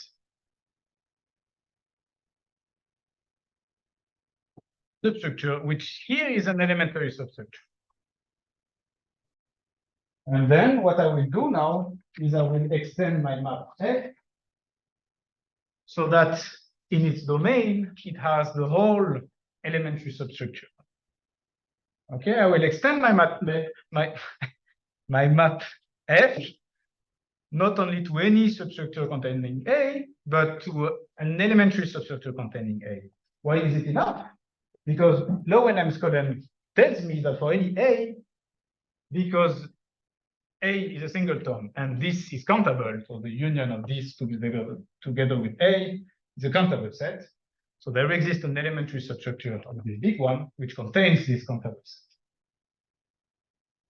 Okay, so we will then. But this elementary doesn't make a difference. It will. Yes, it will. We will see it in step 2. It doesn't mean anything, but we will see why. It's important that here we can get rid of those two parts quite easily. Let's say just extend the function from K to KE and from gamma A to gamma E. We will do this easily because here we can restrict to countable structure. I think it will be clear, but it's just a trick. Okay? It's just it comes from the model theoretic setting. So we will extend F to E, KE, gamma. And it is enough. And it is enough. It is enough. By low and downwards, low and n squared. Okay, so let's try. Do I have time? Maybe not. The element A might also come from.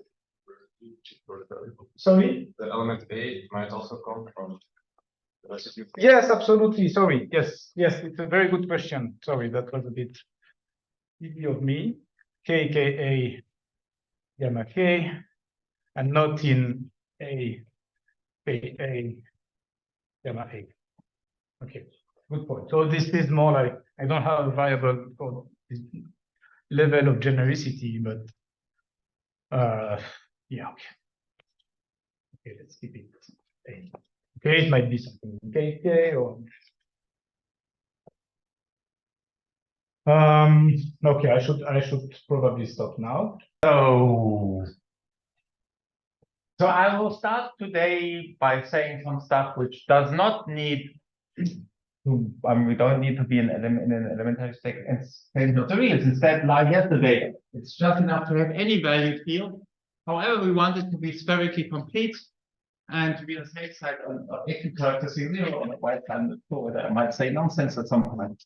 So you can think of some field of Hahn series with an arbitrary residual field of characteristic 0 and an arbitrary ordered abelian group. And actually, there's something not entirely honest about what I wrote. I wrote, for example, that actually spherically complete of equicharacteristic 0 implies that it's isomorphic to this here. So this is the general example, if you want. So right. Okay, so this is here later. I mean, examples I often want to later. I will often look at this case. That's the case I'm really interested in. But let's, for the moment, just do it a bit more generally. And I just wrote again down the definition of rhizometry because that's the thing we'll be using all the time now. So in case you forgot it, you can see it. Okay, and so now next section is called rhizotriviality.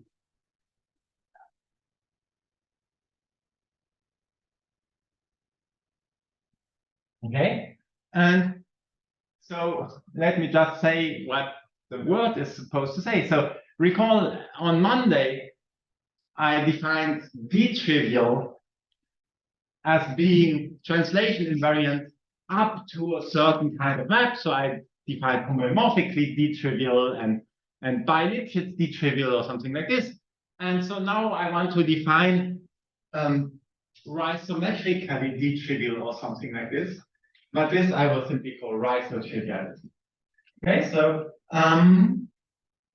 so now I define rhizotriviality, and it's exactly defined as we would now think if you recall the definition from Monday. So given a set Z in K to the N, and if you're copying, then leave some space where I had leave space, and so yeah, so for the moment I write down a definition in this general setting. Later this set will be, Z will be my X star, and then I will take some infinitesimal neighborhood somewhere, but let's for the moment also just take some arbitrary evaluative ball. So given Z and evaluative ball B in K to the N And here this could be open or closed, I don't mind. We define the following.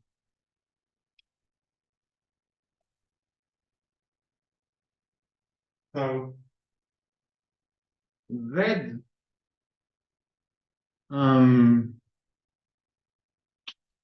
is so we want to say it's almost translation invariant in some direction. And I define a bit more terminology than before, because I sometimes also maybe want to specify which direction is almost translation invariant. So let's specify some vector space. So if we are also additionally given some subvector space of k to the n,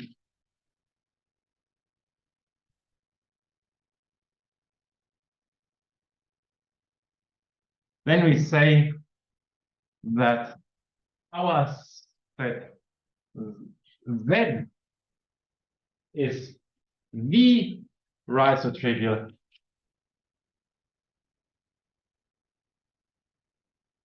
on the ball V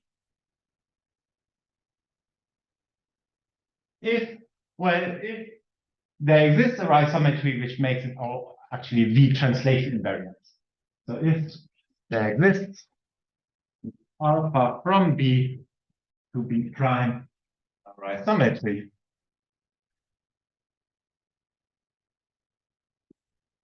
such that alpha of Z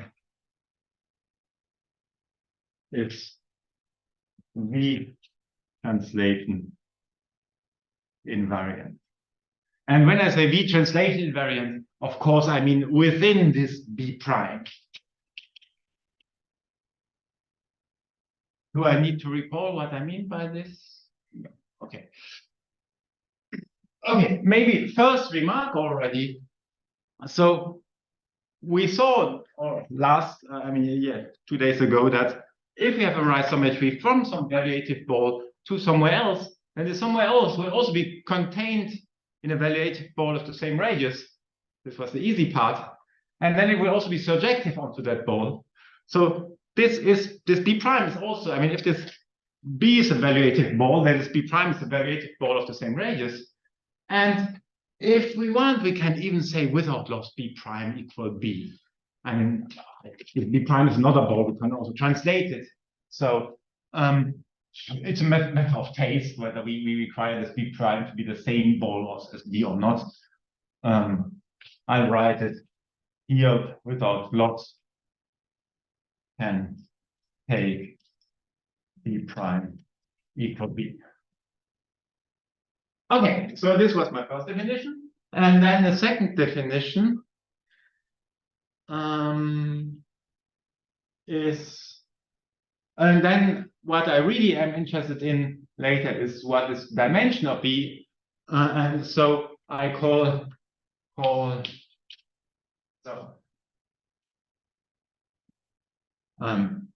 given now an integer D between 0 and n, so Z is D trivial on B if there exists a D-dimensional vector space such that it's V trivial. There exists a V in k to the n of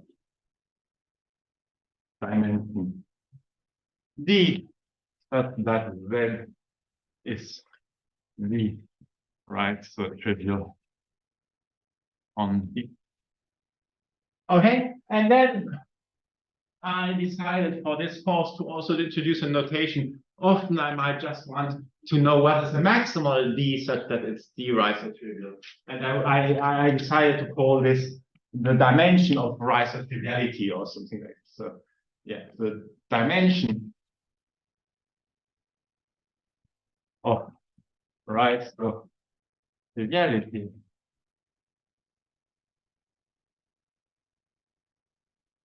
is, so and I denote this of Z on B to be precise is and this is denoted by So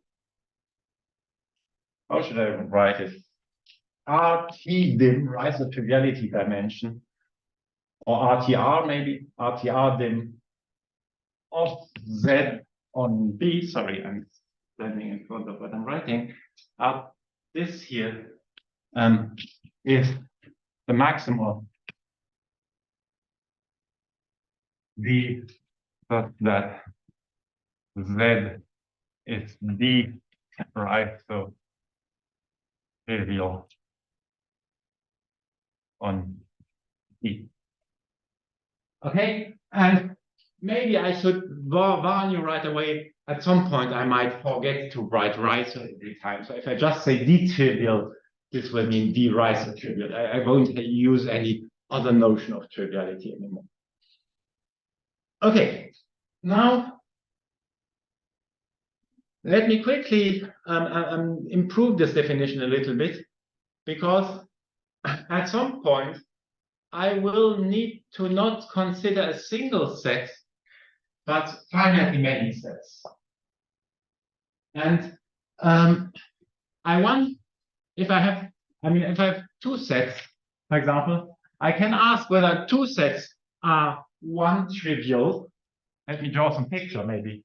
So here I have my B, and I have a set Z1, and I have another set Z2. So these are both one trivial on my board, but somehow together they're not one trivial, right? So so let me therefore introduce this definition also for several sets. So let's say we have sets Z1 up to ZL, and let me just write Z underline for the tuple of all these sets, and then I say that this tuple is V Reiser trivial on B if there exists one rhizommetry alpha such that alpha of Zi is V Reiser V translation invariant for all I. So I have a single alpha which makes all of them translation invariant, and then I say that the tuple is D Reiser trivial if it is V Reiser trivial, and I just put an underline everywhere here. And there's only one vector space. There's only one vector space. There's only there's 2 points. There's only one vector space, and there's only one alpha. So actually, let me give you another example, which is indeed a little bit. I mean, what about if I take Z1 to be this, and Z2 to be something like this? So this is a very slightly sloped thing. Then, if you recall from yesterday, if we have a graph of a function which is only very slightly sloped, so then my Z2 is, I find a rhizommetry which makes my Z2 horizontal. So both Z1 and Z2 are horizontally trivial, but if I make my Z2 horizontal, then I cannot make my Z1 horizontal anymore. So even when the vector space is the same, it does not mean that they are together trivial. So same as the union. it's also not the same as the union being trivial. If my Z1, well, in this case it would be, but if my Z1 is this and my Z2 is this, then the union is one trivial, but none of them would be trivial. So yeah, I think you cannot express it in an easier way. So maybe I should write this as a little note.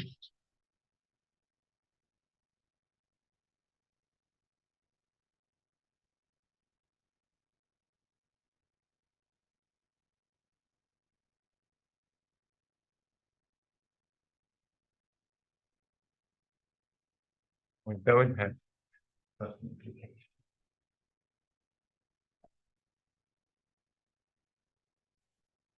Okay, now I don't know. I guess I should start with giving some stupid examples just to check that we understood the definition.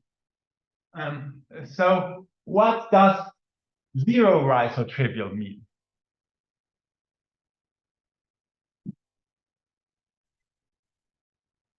well, zero trivial means I apply a rhizometry and then I don't ask anything, so this is always true. So this was a very stupid example, so let's do a slightly less stupid example. We are in n-dimensional space. What does n trivial mean? So let's say, let me just for simplicity take one single set. Z is n trivial on B, if and only if. Sorry? S is Simple. yeah, it's Simple bursting divisor. Maybe. I acoustically did not understand. Oh, it's a terminology. Okay. Well, anyway, so if okay. I mean, if I want it to be trivial in every direction, then the intersection has to be either empty or the entire ball B. Right. I mean, I think this is clear. But note that this really kind of already used spherical completeness. I mean, otherwise, well, okay, it depends a little bit which way around I define my map alpha. So anyway, so this is another stupid example. And then yesterday we spent quite some time to look at to look at some less stupid examples. So let me write down what we saw yesterday. Now this is in the case where my valued field is R star. So if so given x in R to the n, okay, let me first write the version from yesterday in R square definable, then we have the following the equivalence. One x is a C1 manifold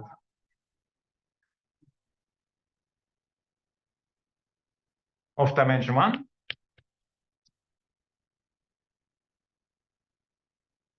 And second, for every A in X,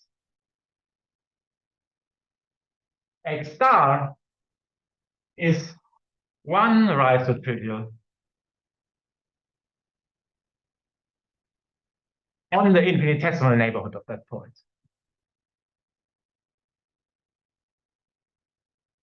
So I hope you recall that this here is the infinitesimal neighborhood.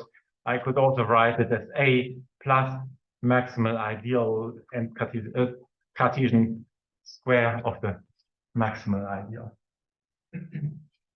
Okay?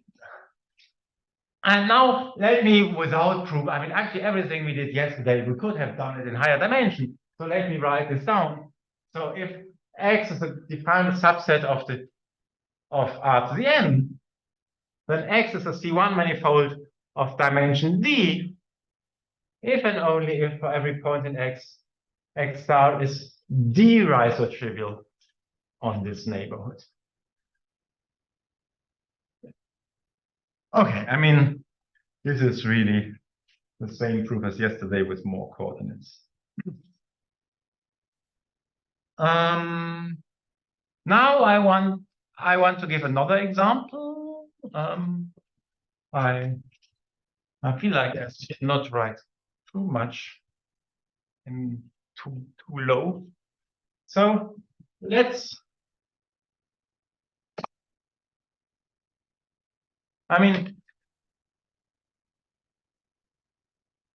look at this example. Let's say X is wouldn't to be like the dimension of triviality is D, because if it has higher dimension, it's also D trivial, no?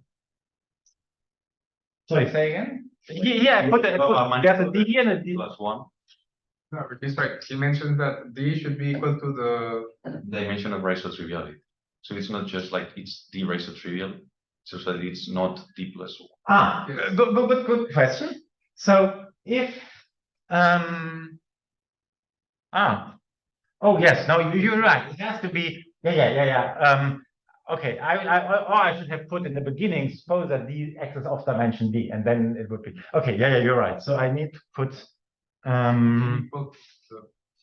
let me write it, you said it. I think that's the best way to say it. So the rise of triviality dimension of x star. So I take the infinitesimal neighborhood of this point, and I require that the rise of triviality dimension of this thing of x star on this ball is equal to d. Exactly. And this at the same time, I mean, make sure that x cannot have dimension bigger than d. Thanks. Okay. Yeah, so now I want to take x to be the cusp curve, so defined by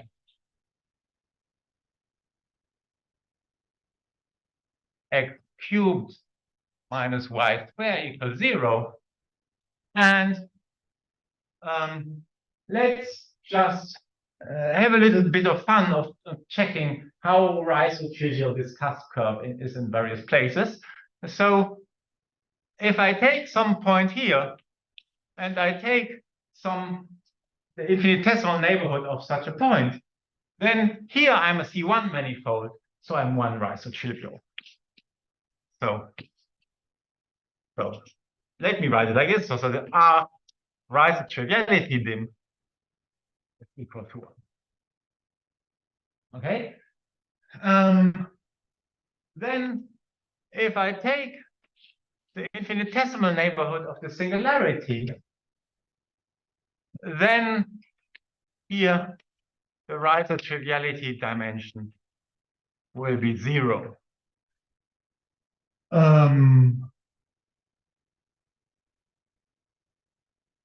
So, okay, I mean, I leave it to you to prove this formula if you want. I mean, this should intuitive. What? It is not a C1 manifold, and it is a final. It is, yeah, well, I mean, okay, this thing here is not a C1 manifold, and it's definable, and it is one trivial. So the thing is that, I mean, this condition here works if this D is really, if we're looking at the maximum at the dimension of the thing. So in this case, it works. You're right. But I mean, okay, yeah. Okay, so so this argument works. So let's also do some stupid examples just for completeness. If we take an infinitesimal ball here, then the rise of triviality dimension is equal to 2, of course, because it's destroyed. Okay, these were the balls of, I mean, like infinitesimal balls. Now, we can, of course, also take even smaller evaluated balls. I mean, now I just want to have a little bit of fun and get some exercise. So I can take some even smaller ball here. So maybe this ball here is some ball of the form A, and then valuation bigger or equal to 5 or whatever. So on this ball, what is the rise of triviality dimension of on this thing? Sorry? 0? On this very small ball? Because the intersection is empty set. Oh. This one. So in this ball here, I have a little going through. I thought it was the point with that. Yeah, no. So I mean, so the rise of triviality of x on this small ball, or of x star more precisely. Okay, who wants to have a guess? 1, yes, exactly. I mean, and actually there's a little lemma, which I can maybe write down. This is maybe a nice thing to have in mind is, I mean, okay, let me, if B prime is a subball of B, then the rise of triviality dimension can only grow on the subball. I mean, I think rise of triviality dimension of Z on D prime bigger or equal to the rise of triviality dimension of Z on B. And I hope this is clear. I mean, if I have a rhizometry which makes a whole ball translation invariant, then I can restrict that rhizometry to the small ball and be happy. Okay, and then of course I can also take a small ball here, and here the rhizotriviality dimensions again 2 because it's disjoint from X. And if we take a smaller ball containing the singularity, then it's again 0. So you might be wondering, why am I doing all this stuff with the small balls? Now let's guess one interesting kind of small balls, namely this one. So I need to draw it a little bit bigger so that one sees what I'm doing. So my singularity goes like, I mean, near the singularity, X starts like this. So I can take a ball like this here, where I have 2 branches of X going through. So I mean, I can let's maybe make this precise. So maybe this ball here, this is the ball. I don't know. So say the X coordinate here, maybe let's say this is t to the 3 or whatever. And then I take a ball, some radius, I don't know, say valuation bigger or equal to 4, or something like this. And so if I did this correctly, I mean, let's check that we. So do you want to say t to the 3, 0? So yeah, exactly. The center of the ball is t to the 3, 0. Thanks a lot. So, and let's check that we really have 2 branches of X going through the ball. Well, if I fix X, so I mean, if I take X equal to t to the 3, let's just take X concretely and really equal to t to the 3, then Y, according to my formula, has to be plus or minus square root of t to the 3. So this is plus minus t. Sorry. Oh, now I have 2 3s. I mean, I have this 3 and I have this 3 from the formula above. So I get plus or minus square root t to the 9. So this is t to the 4.5. And t to the 4.5 is closer than, I mean, this is 4.5 is bigger than 4, so I'm indeed in my ball. Okay, so in particular, I just also computed the valuative distance of my 2 branches, which is the valuation of this here. And now, question to you: what is the triviality dimension on this ball here? Somebody says 1. Other guesses? Other wishes? Other? Okay, 1 is correct. And let's check why. So, okay, I can just put an arrow here. So the thing is, I mean, for each branch individually, can I erase this? Yeah, I hope so. For each branch individually, I can run the argument from yesterday. I mean, this branch is a very flat graph, I mean, very non-steep function. And so each branch separately is horizontally trivial.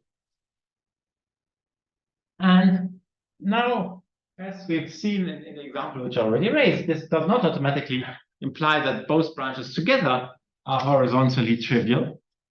So let's put it like this. So how should I call this?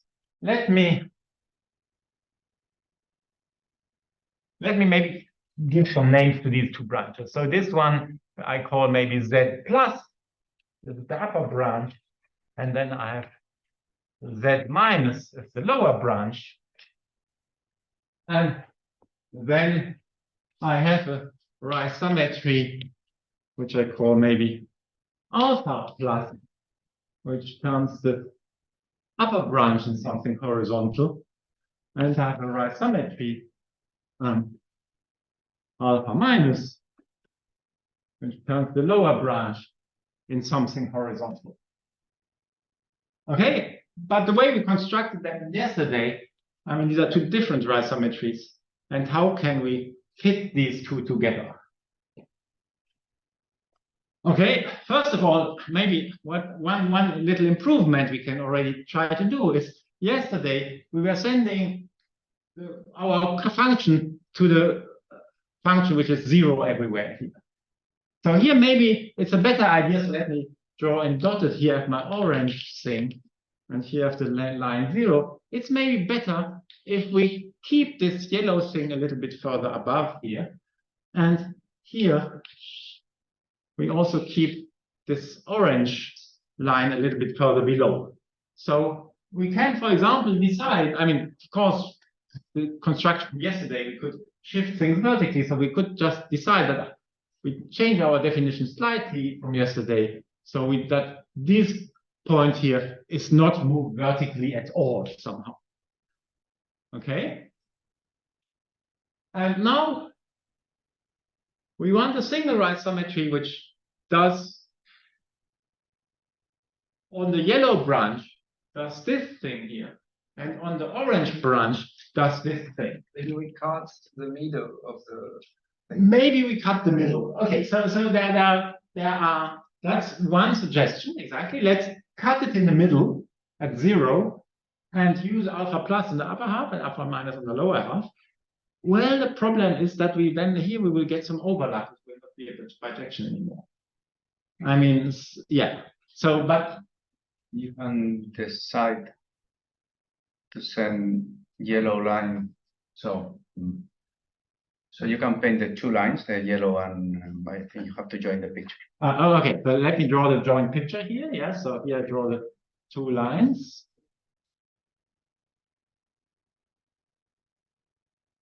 Okay, so we have tried to define alpha here, which will you for linear interpolation. Exactly. So and then you have to do computations on braille that it is okay.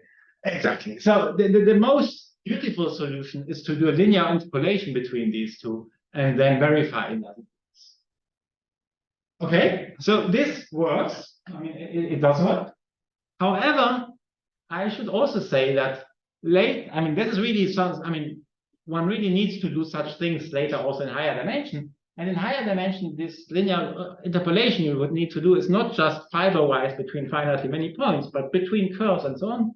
And I'm unable to do this in higher dimension, this linear interpolation. So in this case, I agree it's the best possible solution. And it would be great to have a kind of interpolation also in higher dimension, but I don't know how to do it. So in this case, I can also explain you in this case a more stupid way to do it. Maybe compress it like from these two sides. Like compress it. Yeah, well, that's also difficult. Let me say something very stupid. Actually, your first suggestion was a good one, the one about just cutting in the middle. Except that it doesn't work if we just cut in the middle. So let's look at the following. So let's restrict our mod alpha plus just to one little valuative ball around this graph. Okay, and then this valuative ball, this map alpha plus will send it to this valuative, this rectangle. I mean, this is this usual thing. Already the original alpha, this did not send this here to. The preimage of this thing is not something bent or something like this, but it's. If I take valuative balls, I just kind of forget some of the shape. So this box is actually sent to some box which is still a box by alpha, and then I can do the same for alpha minus, and so I define alpha to be equal to alpha plus on the upper boxes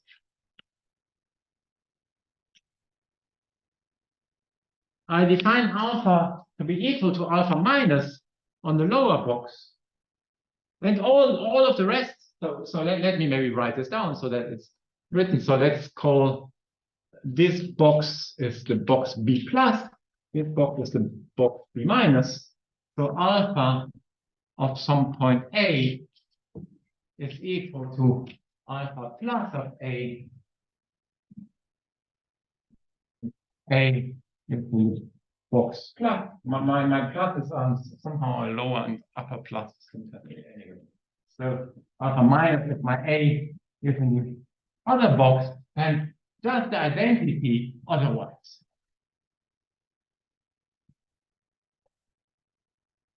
And it turns out that this alpha is a right symmetry.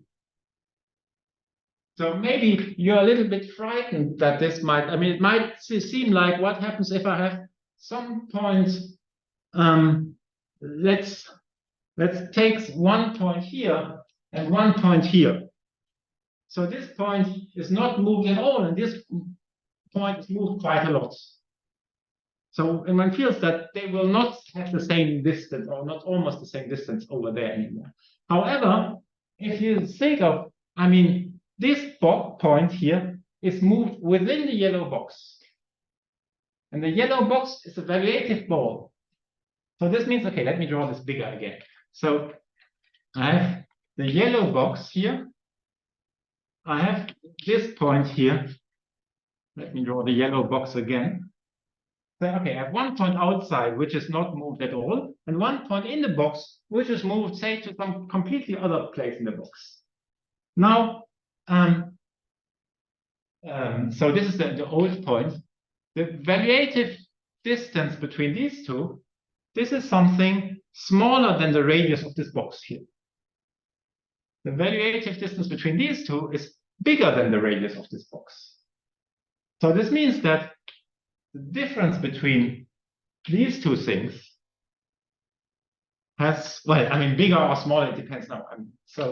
Let me write this A1, A2, B1 is equal to A1, and this is B2. So valuation of A2 minus B2 is actually bigger than valuation of A1 minus A2, and which is equal to, well, valuation of I mean, A1 is the same as B1, and here, if I move inside the box, it doesn't change the thing. So, so this means that actually this is a right symmetry. So this picture is quite misleading here. I mean, because this is a valuative ball here, there is nothing outside of the box which is close to something inside. Okay? So, and this gives me a general principle which I can use to glue rhizommetries together. So in general, if I have a rhizometry defined on some ball, and here I have, so I have a rhizometry alpha, and then I have some little ball here which alpha sends to some other ball, then I can change my mind what I do inside this ball. And this will not, I mean, I can decide I choose a new rhizometry beta, which goes from this ball to this ball, and inside the ball I replace the map alpha by beta, and the new map will again be a rhizometry. And this is a very useful way, tool to construct rhizometries.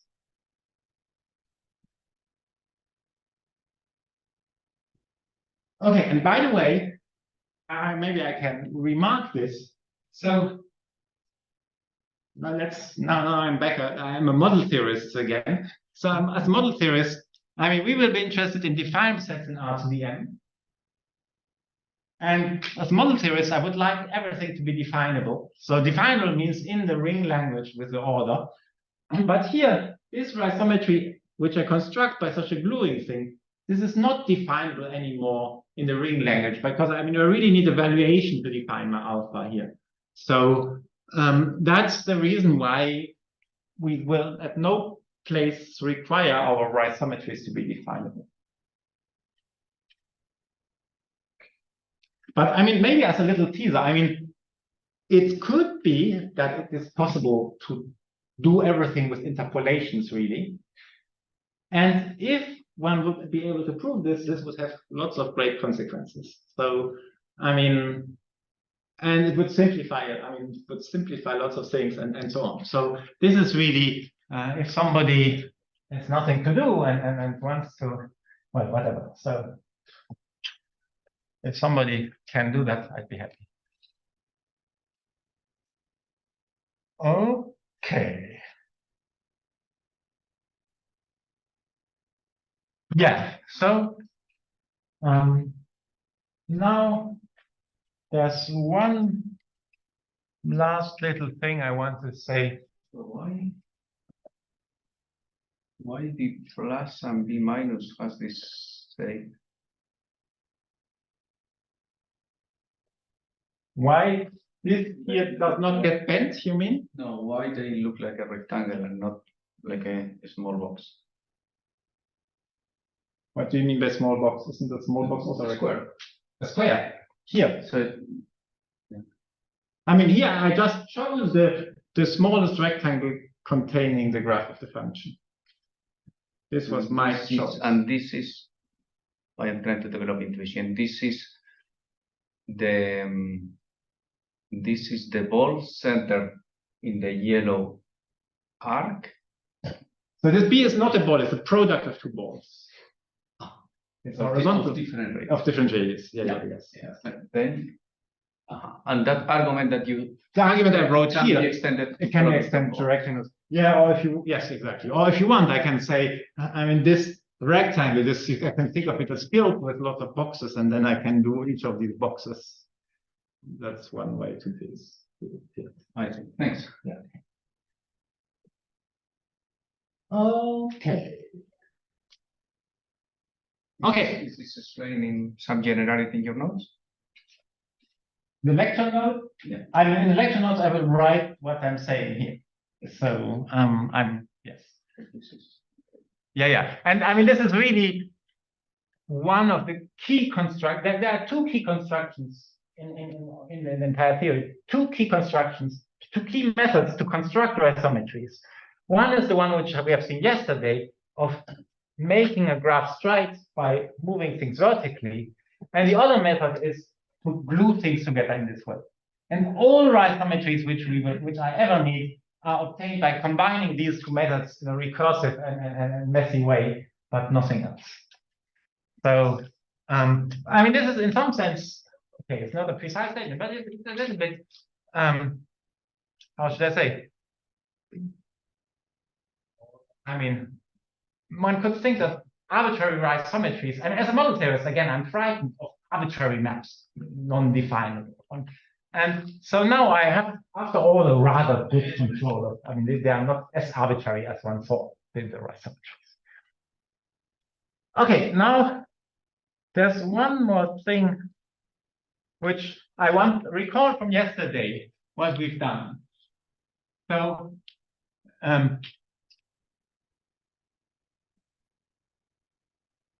so the first question we asked was, suppose we have a the straight line here, and we have a isometry here, then how does the pre-image look like? And the answer was the pre-image will be the graph of a function. So let me maybe write it down. The pre-image of, I forgot now how I called these plots. This has changed the names 3 times. So let's call of B, and I think at some point it was called B and B prime. The pre-image of B times 0 under our isometry is the graph of a function f satisfying valuation of f of x1 minus f of x2 is bigger than, I need some more space, than valuation of x1 minus x2.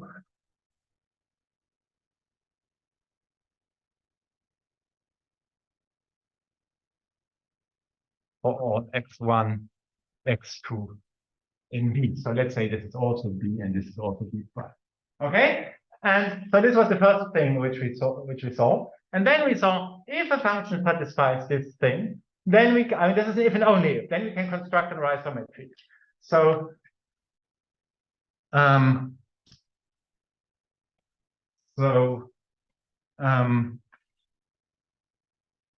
this is if and only if we constructed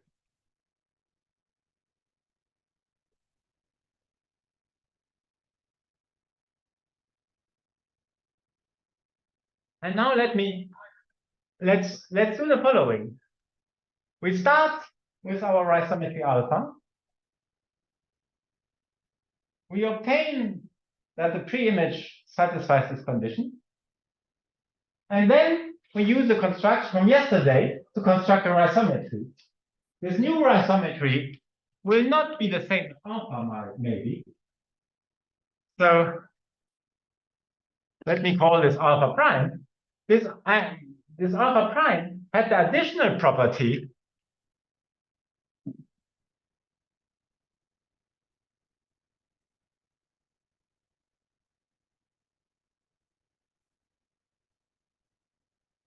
that it preserves the x coordinates. Right? I mean, in our alpha prime, we define it send xy to x comma and then y plus minus something. So that, how should I write it? Say, if I project to the first coordinate somehow, this is the same as if I first apply alpha, then project to the first coordinates.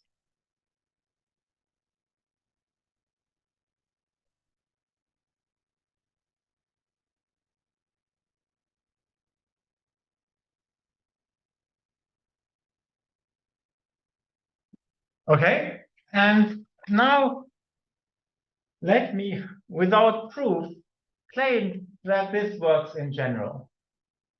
So this works in general. So let me call this proposition. So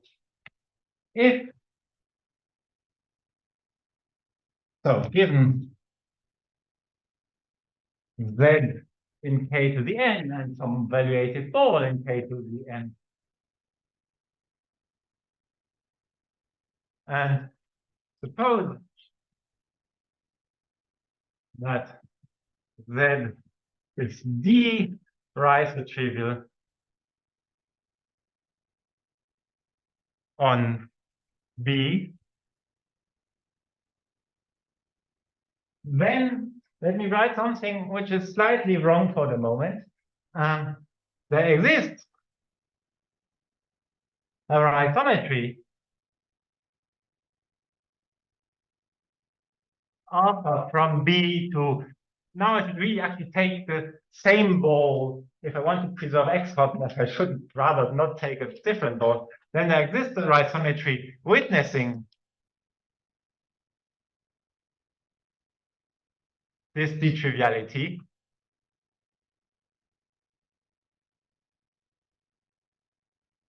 So by this I mean making Z translation invariance, which moreover preserves the x coordinate.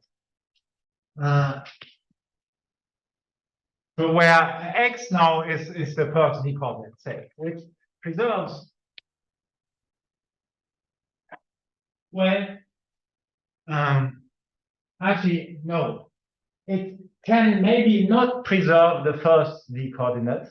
I mean, actually, even let's look at this example. So suppose my set is vertically trivial, then certainly I cannot have a rhizometry making this vertically translation invariant without changing the x coordinate. However, what I can do in this case, I can preserve the y coordinate. So, which, let me just write like this, which preserves d coordinates. And one has to choose the right d coordinates. I mean, sometimes there's choice, sometimes there's no choice. I mean, here there's no choice.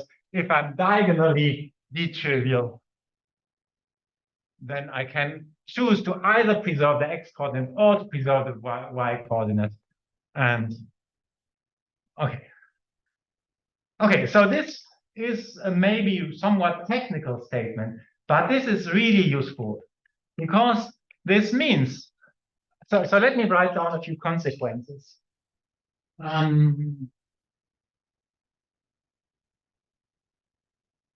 So, I mean, what I want to say, I mean, if a set is horizontally trivial, now actually I'm thinking of let me draw some just to give you some ideas, some three-dimensional pictures. So suppose this here is something slightly bent. I don't know how, but I can draw this. So something like this here. So this is horizontally trivial, and then I can make it actually translation invariant.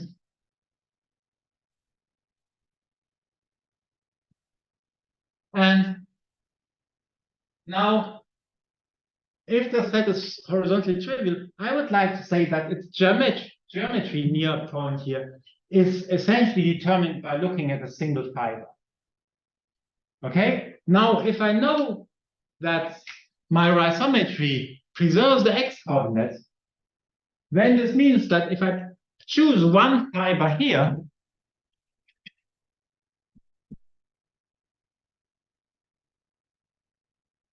this will be sent to the corresponding fiber here.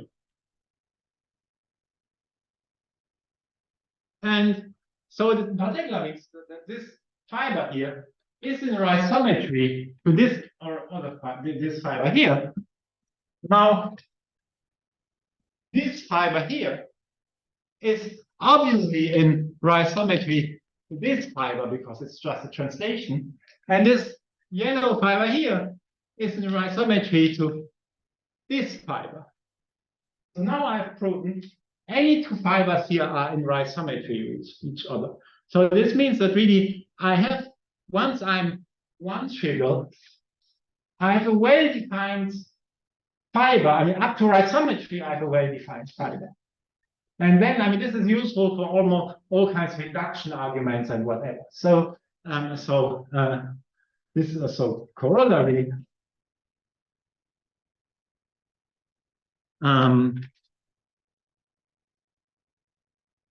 Let me write it a bit sloppily. And actually, I mean, I should also say the rhizometry type of the whole thing. So by rhizometry type, I mean, I consider things having the same rhizometry type if there's a rhizometry between them. But the rhizometry type of the whole thing is determined by the rhizometry type of a fiber. So if Z is d-trivial on B, then the rhizometry type of Z intersected B is determined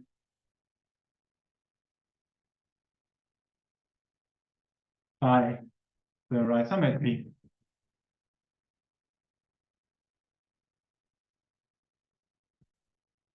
of any fiber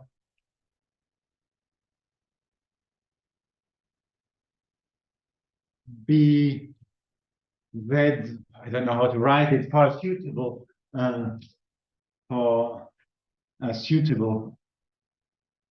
or with respect to a suitable coordinate projection. Let me write it like this. By Z intersected pi to the -1 of A for a suitable coordinate projection pi from Kn to Kd. So and this corollary is maybe written a bit sloppily, but I mean really now you can write 5 different things how you can go back between the whole set and the fibers. So for example, if I want to know whether my set here is two isotrivial on some ball here, then I can just ask whether the fiber is one isotrivial on this ball. So, I don't know whether I should write all this up. So, I mean, essentially, you should just have the intuition. If you're interested in things up to isometry, and you know that you're one trivial, for example, and afterwards you can just look at what happens inside the fiber, and this will tell you what happens in the whole thing. Okay. Or similar, you can say that a rhizometry could be given by this kind of family of rhizometries in the fibers, so that's kind of a compatible family, right? To try to think of a rhizometry as doing rhizometries. Yeah, okay, yeah, that's what you said. Yes, exactly. You can say that the entire rhizometry consists of one rhizometry for each fiber. But of course, these rhizometries have to also fit together in some sense. Okay, so this is, yeah, so I hope this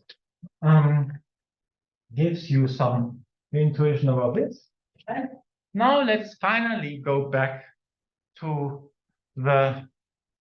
what I really wanted, namely to define a notion of stratifications and in R to the n. So, and I mean, by now you probably can already have guessed how I want to define it. So let's call this back to stratifications.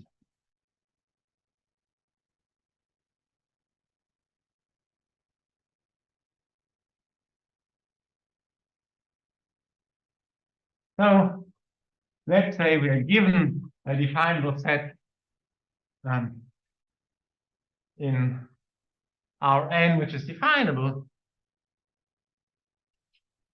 Or maybe I right away again, right away want to do it for tuples of sets. I mean, after all, before I also already did it for tuples.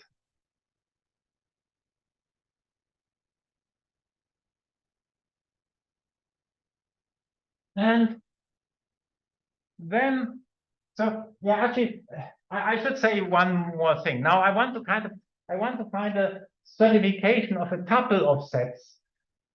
Actually, this does not really make sense to stratify a tuple of sets. The best thing what you should do if you have a tuple of sets is stratify your ambient space such that all your sets are unions of connected components or something like this. So if I have, maybe let me draw a quick picture. If I have one set, my set x1 is this one, and my set x2 is this one, then I want to say, well, these 2 points are the most singular ones, so this will be the ones which go to S0, and all this stuff here will go to S1. And and since I'm stratifying the ambient space, I will send all the rest here to S2, right? That's the idealism. Okay, and I mean, we probably all can guess what I want to define now. So and now usually when it defines a stratification, I define the stratification. And again, if you're copying, be careful that I left a little bit of space here. Sorry, I want to call it, sorry, but it's called the Riesel stratification. The Riesel stratification, but still has some space. Isostratification of, and let me call this again, maybe X underline for the tuple of all these sets of X is the partition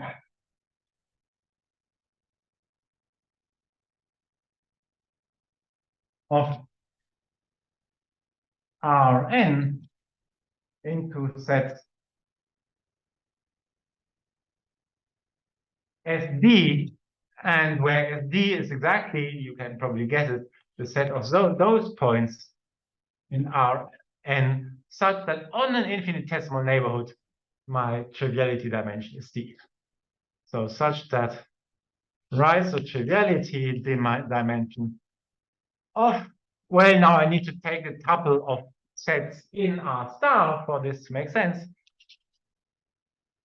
And here I put the infinitesimal neighborhood of A. Let me write it like this here. And so SD is the set where this is equal to D. Okay, this is how I want to define stratifications. Okay. However, it's not how I define stratification. It's only how I want to define them. We'll see in a minute that this definition, I mean, this definition is almost the right one, but not entirely. Okay,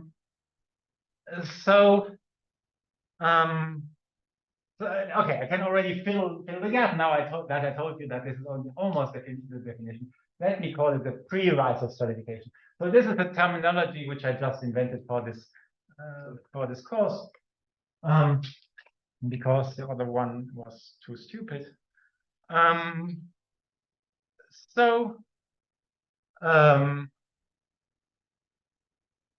mean, let's already see one thing which works. If I have, okay, we had our list of wishes. Okay, let's look at our wishes.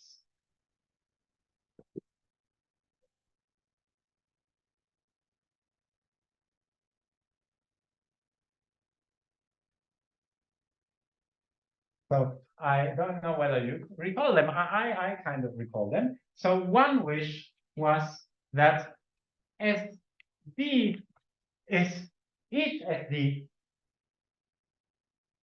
is smooth. So a smooth manifold.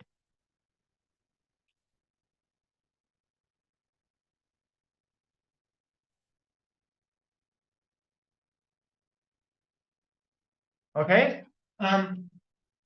Well, we've seen if my set X itself, I mean, this is if my set X itself is a C1 manifold, then it will just be all of SD. So actually, it turns out that instead of C infinity manifold, here we get just C1 manifold. So let's cross this out. So here we get something weaker than we wished, but this is okay, I would say. I mean, for me, this is not the thing which I was most interested in, this smoothness. It turns out that everything else is so natural that having only C1 here feels even better than artificially making it C infinity. So here I'm happy with. I mean, and yeah, I mean, that this is a C1 manifold really follows from the proposition which I wrote down before. I mean, because this SD, wait, okay, we don't know yet whether it's a definable set. If we know that this SD is a definable set, then can deduce that, I mean, by the proposition from before, that it is indeed a C1 manifold. Because SD, I mean, on each point of SD, on an infinitesimal neighborhood, I'm D-trivial. Okay, so this we're happy with. Next wish. Next wish was we want to say that dimension of SD is either equal to D or SD is empty. Okay, so one thing for sure is that dimension of S2 cannot be 1. Because S2 has some points where it's too trivial. And if it's too trivial, then on a small neighborhood already I find something two-dimensional. So the dimension cannot be something. Here you're also assuming provided it is definable, because exactly. Well, actually, you're right. You cannot say dimension. Dimension does not even make sense if my set is defined. I should have said this. So I'm putting the wishes in a wrong order. Okay, okay, now I put them in this order. Let me nevertheless continue speaking about this wish. Let's speak about definability afterwards. So the only difficulty is making sure that SD cannot have two big dimensions. I mean, could it happen that S1 is two-dimensional? I mean, one could imagine some, or okay, let me start something easier to draw. Could S0 be one-dimensional? And if I would have some fractal line, which is nowhere one trivial, This is not defined. but this is not defined. Okay, so this is so the answer here is, I mean, this wish works. So let me write. This is a theorem, but this is a big theorem. I mean, this is I mean, I guess I kind of proved this theorem, but I proved it. I mean, I put together different ingredients over the years, and I never understood the full proof. No, let's see. What is the big theorem? That it is definable. The big theorem here. Well, okay. Let's first. Because if it is definable and it has dimension higher than D, there will be a point that is a smooth of dimension, let's say D+1, and then. So, I mean, let's do this. Definable does not allow you fractals. Yeah, but how do you make this precise? And you need to make this precise in the sense of triviality.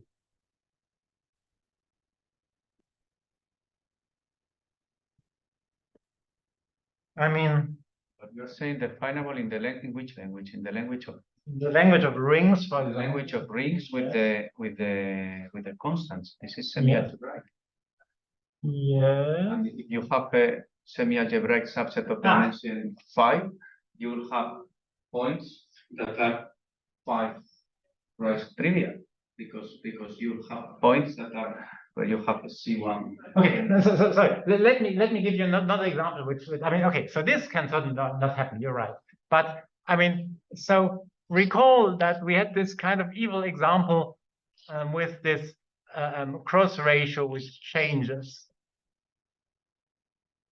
All right, this was an example showing that I cannot be differentiably rise trivial along a line. What do you mean by S1? So I mean, now let's for the moment forget about what I'm talking about now. Recall that I gave you this example showing that I cannot expect. I mean, if I would define triviality as using a C infinity map, then I would get a set S0, which is one-dimensional. Right? You recall this example? But now I'm just asking you to recall this example. Okay? And now, how can we be sure that my definition of rise to triviality doesn't do something similar? That's what you need. That's what you need to prove. Yes. Yeah.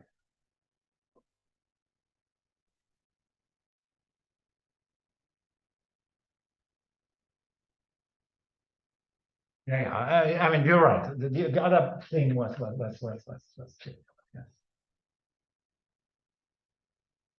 Yes. Okay, now, okay, as you already said, I mean, so this is one of the big theorems. The other big theorem, which I should have written before, is that indeed, I mean, SD is definable. And so this is also a big theorem, and that should be in the other order because you first should show that it's definable before dimension even makes sense. What's a little bit strange is that the proof goes by first proving this and then proving that. That's because, well, okay, no, let me not go into details. I mean, we will prove, of course, we need to prove a variant of this here, which makes sense even if it's not definable. Oh, that dimension makes sense, right? I mean, you can define just the topological dimension. Yeah, but that's not what we are doing. I mean, we prove that SD is contained in a definable set of the right dimension or something like this. That's really what we prove first. And afterwards, we prove that SD is defined. Oh. So, okay. So, yeah, then there was one wish, which was, I think I wrote as strong as possible, or let's write it. We wanted to recognize that this point is special, and this wish is also satisfied. I mean, here, really, this is something you can do by hand. Take the infinitesimal neighborhood of this point of this in the surface and verify that this is not one trivial. Okay, so let's say that. So for those that know stratification theory, this picture means that you will get a Whitney stratification. Exactly. So I can make this more precise. So the S this here is a Whitney stratification. However, I mean, okay, this sounds a little bit misleading. I mean, the thing is, SD have stronger properties even than Whitney stratification. That's so I should write is in particular.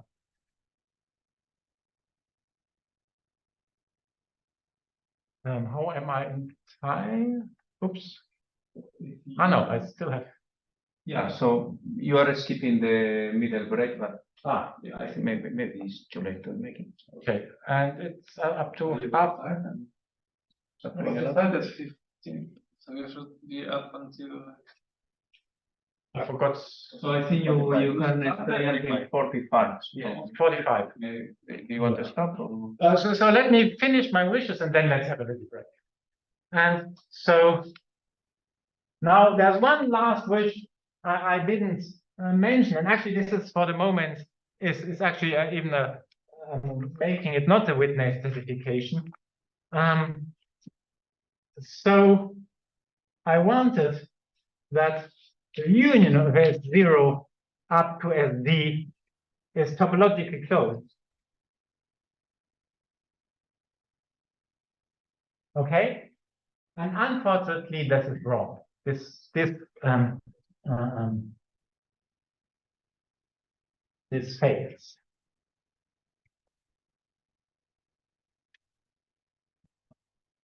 Okay, it fails. And I can give you draw an easy example where it fails, but it doesn't fail too badly, and it can rather easily be repaired. So that's the good thing. So yeah, maybe I can do this before the break. So, and actually, I think I already drew the example on Monday, except that on Monday the example did not yet make sense. So, I mean, I am in my semi-algebraic world now, so I'm allowed to draw surfaces which are defined by polynomial equations and inequations. So I take a surface in three-dimensional space, which on the left-hand side is just a horizontal plane. And then here on the x-axis, the surface just continues straight. But then here, I mean, here it goes down like this, and here it goes up. And so it's doing something like this. Okay, so I could probably write down the formula. So,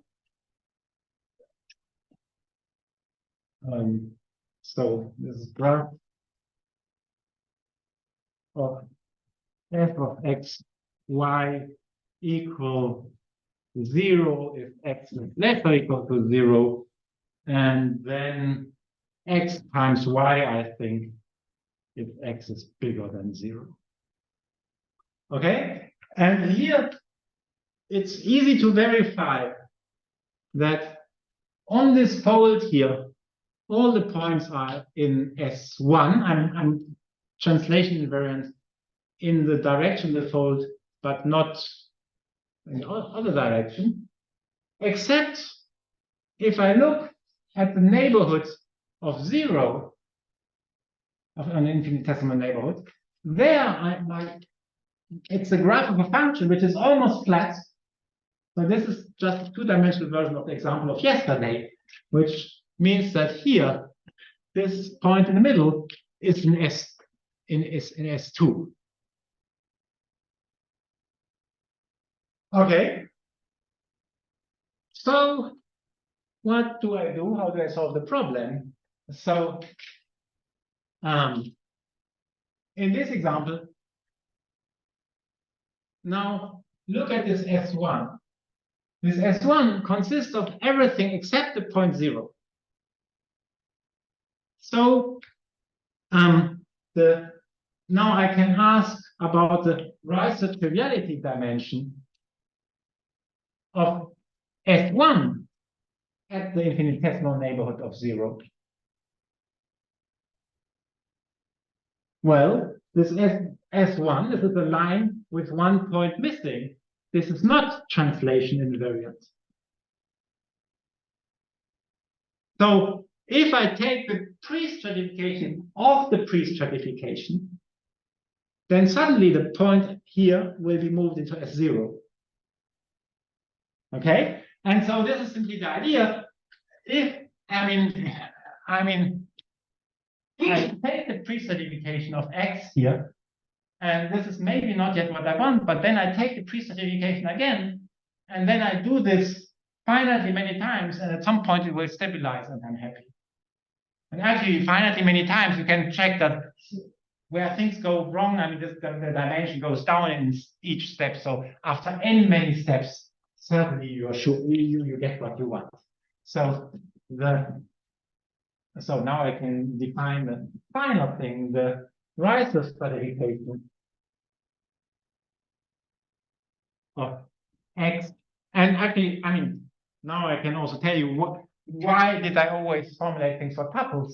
Because I want to take the pre-stratification of a pre-stratification. A pre-stratification is a tuple, so that's the only reason why I introduced tuples. In reality, maybe I'm just interested in a single set. Okay, but nevertheless, the rise of stratification of X is obtained. And X, let's say this is in R to the n, it's obtained by iterating n times, or at least n times if you want, it doesn't matter, taking the but what I mean by at least n times, if you do it at least n times, then you are sure that you stabilize. And what you're saying is you need to do it at most in less than at most in times to be sure. So in the end, this will still be definable, right? Yes. Yeah, exactly. So exactly. So yes, and then all my other wishes remain true. The C1 manifold is clear dimension. Okay, these cannot fail. If I do something n times, turn something definable into something definable n times for some fixed n, then the result stays definable. And by iterating this process, it can only happen that it detects more. Because if I have a point in S0, then since S0 is 0-dimensional, if I take the pre-stratification again, then certainly again it will land in S0. So I cannot lose any. It cannot become weaker by iterating this. And afterwards, it will be topologically closed. This is, yeah.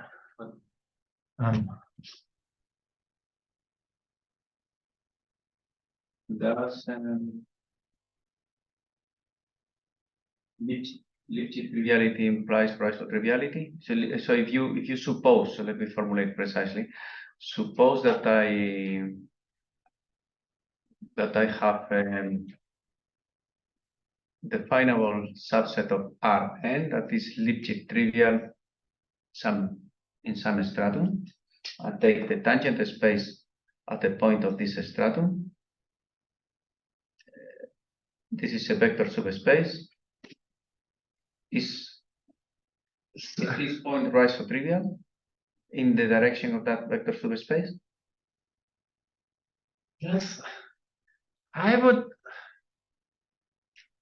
think yes, but the thing is, this is just an easy proof of some step you said. definitely. One thing is, I definitely conjecture there's a very close relation between this and Lipschitz triviality. But there are several things which I was not yet able to prove. And now what you just said, I need to think about. This might be something which is could be a tool to find that subset of appropriate dimension that contains. So you can use this as a tool to make the proof. Can you repeat the question, the first one? The question is, suppose that you have definable subset that is Lipschitz trivial in some smooth subset of it. Take the tangent space at the point of this smooth subset, and is the subset trivial at that point in that direction? Yeah. I think I mean I have to be the answer is yes, and maybe it's even also. I mean, if it's yes, then the proof is something like just some non-standard analysis arguments. It should be doable. And indeed, I mean, I agree that it feels like this should indeed give a proof that the step of one intermediate step of this thing. And I mean, indeed, proving the right dimension thing here. This is really closely related to proving the existence of Mostovsky's Lipschitz stratification. I mean, there's some close relations. So it's, I mean, the actual proof is actually somewhat similar without using your arguments. So.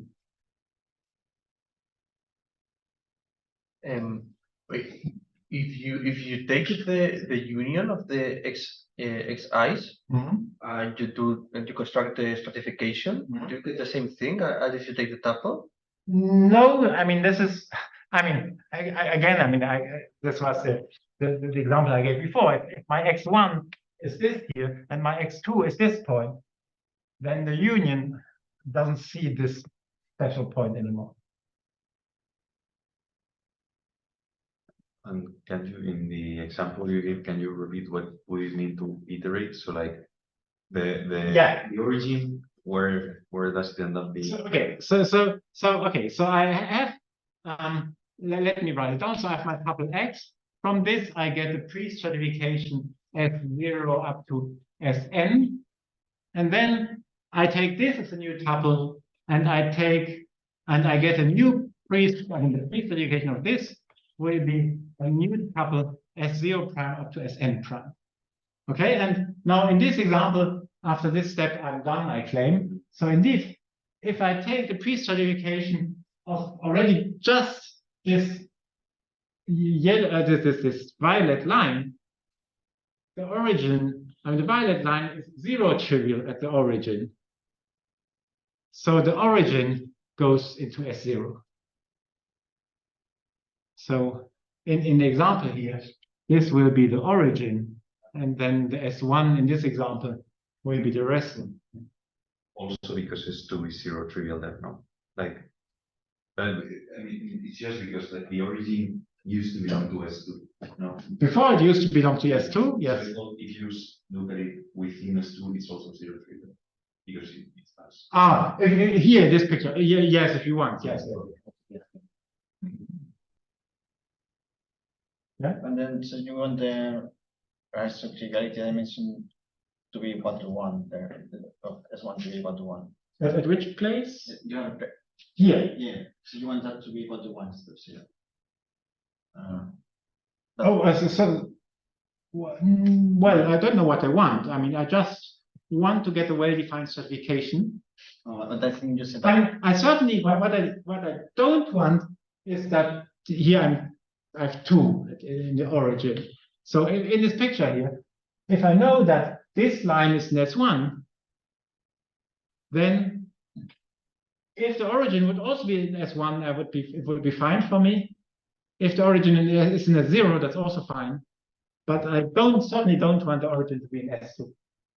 And if I do this iteration process, then it turns out to go to S0, and I'm happy with that. And actually, in some sense, I'm more happy if it goes to S0, because then this means that my stratification notices that this point is somehow very special.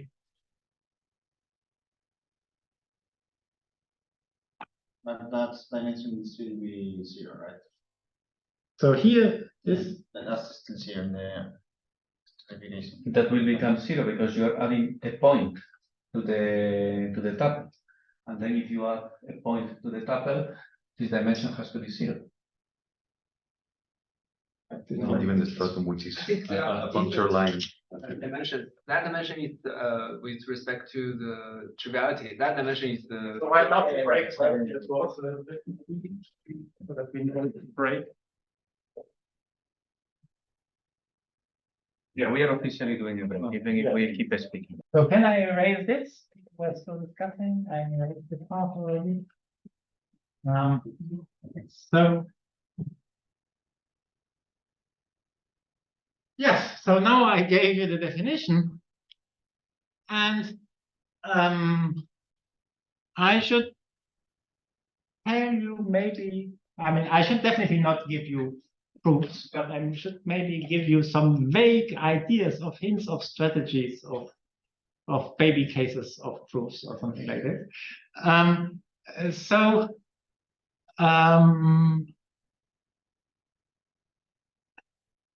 Okay, this one we kind of saw already, even almost proved. This topologically closed, this is just, I mean, essentially by this iterated construction. I mean, it's a mess to write a proof down, but there's nothing big happening here. So that's, I won't say more about this. Here, the fact that you obtain a witness certification, this is really, I mean, recall what I did, this example where we were trying to describe what it means to be strictly differentiable. And we described this in terms of non-standard and using R star in non-standard analysis, essentially using similar ideas, but more complicated. You deduce that you obtain a witness certification. I mean, you just take the definition of witness certification, you translate it into a condition expressed in this R star in a way a non-standard analysis person would do it, trying to get rid of all the limits and so on. And then you notice that actually rise or triviality will give you exactly what you need. So this is, I will not say more about this either. So this is what? So was it a tip theorem that when it was known that with the existence of witness certifications, so was it that was known before? I mean, the existence of witness certification was known since and that's highly non-trivial, no? That's not so trivial, yes. So that was important in the. Yeah, I mean, it was definitely very important, and also it's not so easy. I think I don't know. Yeah, I mean, this gives another proof of it if you want. Yes, but this proof is not easier. I mean, okay, and so the big two theorems are these two, and so I want to say a little bit about those two proofs. I mean, I will not. I mean, okay, just a little bit something, just to give you a little bit of a. Well, in some sense, I will not say. Okay, let's see how much I will say. And so to this end, let's go back to value. Actually, okay, so that's one thing which I want to do. The other thing which I want to do is actually, I mean, now what did we do? I mean, in some sense, if I have a defined set X in R to the N, to every point, we can associate a number, namely the D of the SD containing the point.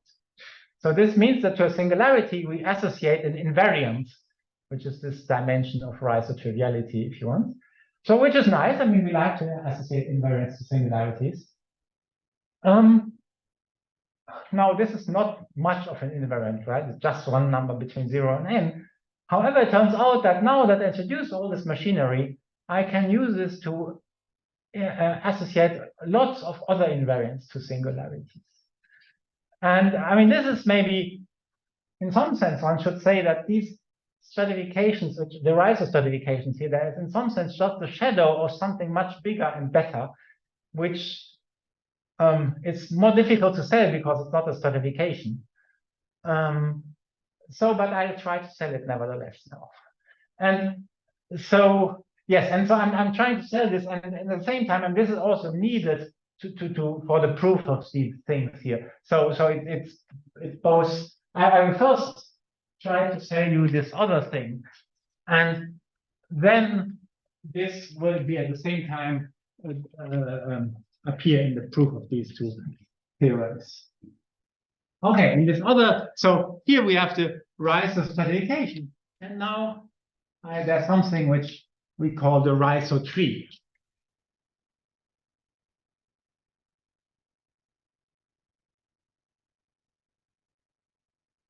Okay, and so now I want to go back to working in an arbitrary valued fields spherically complete in this case. So I forget about my R star. Again, it can apply to R star later, but I can, for the moment, I don't need R star.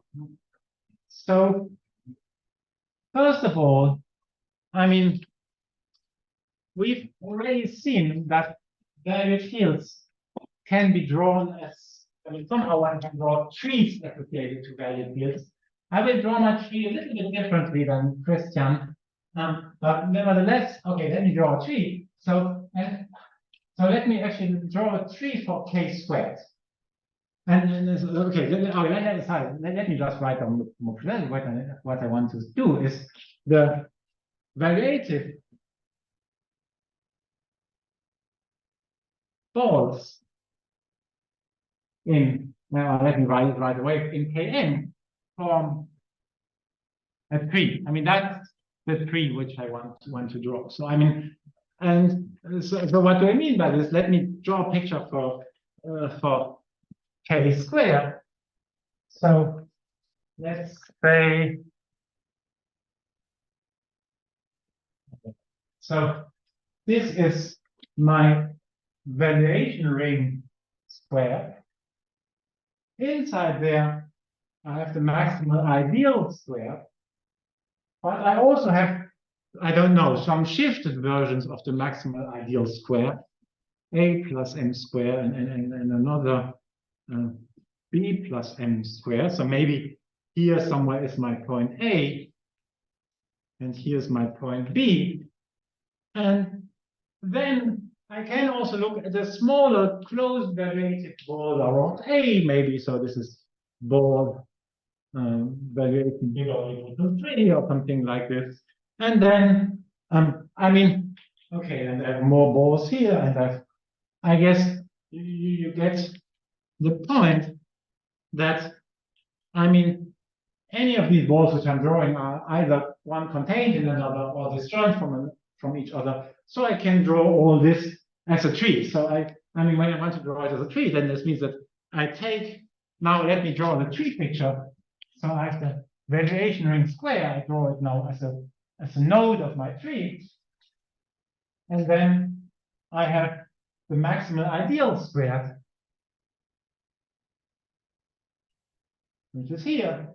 And then maybe let me just draw the same balls as in this picture. So I have here A plus maximal ideal square and B plus maximal ideal square. And in my B, I've drawn two blue ones. And in my A, I've also drawn two blue ones. And in one of the blue ones, I drew another red one. But of course, in reality, I have many more here that I didn't draw in my picture. And of course, the tree also continues below. I mean, I have some huge ball around here, maybe, and in between, I have some more red balls. Yes, maybe in my picture here, I'm drawing the closed valuated balls in blue and the open valuated balls in red, just to distinguish them. So this continues. And in reality, well, in reality, if my value group is Q, then here in between, I also will have lots more points. But here in between, I don't have anything because that's the open ball of the same radius as closed one. So maybe my picture is a little bit, I mean, I should have drawn this line shorter than this one. Never mind. So we have a tree like this. Okay, and then now if I have an arbitrary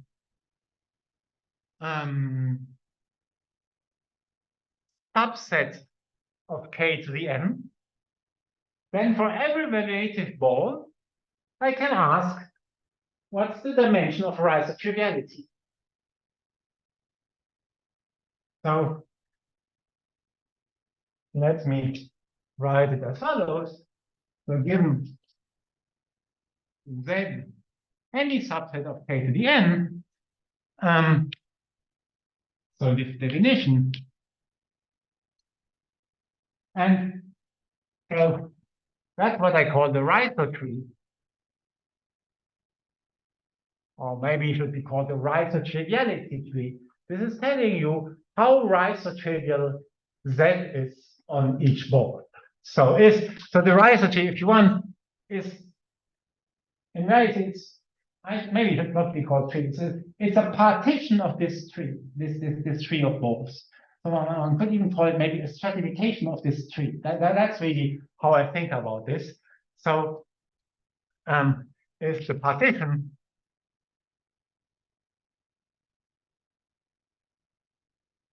of should I give a name to the set of all balls? So let me call this curly B, set of curly Bn, all evaluated balls in Kn. So the Reiser tree is the partition of Bn into the following sets. Well, I call maybe I write TR for tree or something like this. TRD, this will be the set of those balls in curly B, such that the Reiser triviality dimension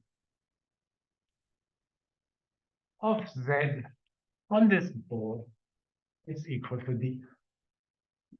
You're taking closed and open balls.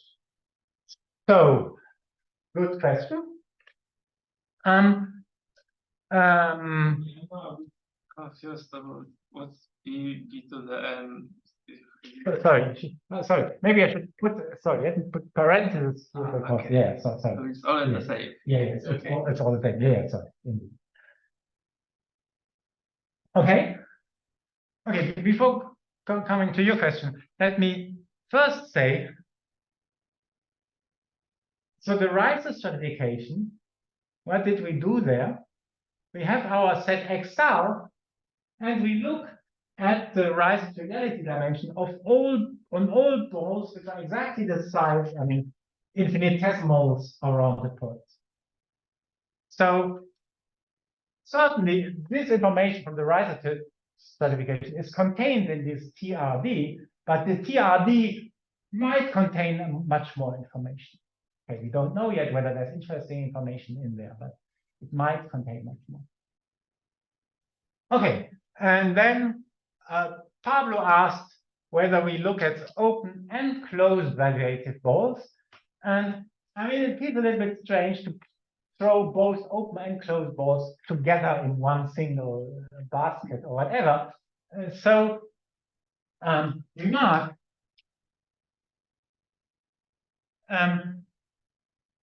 you can if I would only look at closed balls, I could reconstruct the thing for open balls also. So let me write it like this.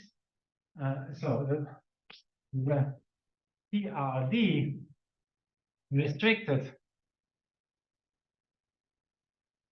to closed balls, meaning I'm how should I say? No, the entire TRD. So what I mean by this, if I know the Reiser triviality dimension on all closed balls, I can also compute what is the Reiser triviality dimension of open balls. And this is actually not very difficult, since for B prime open, we have the following. Z is the trivial on this open ball, if and only if it's the trivial on every closed subball.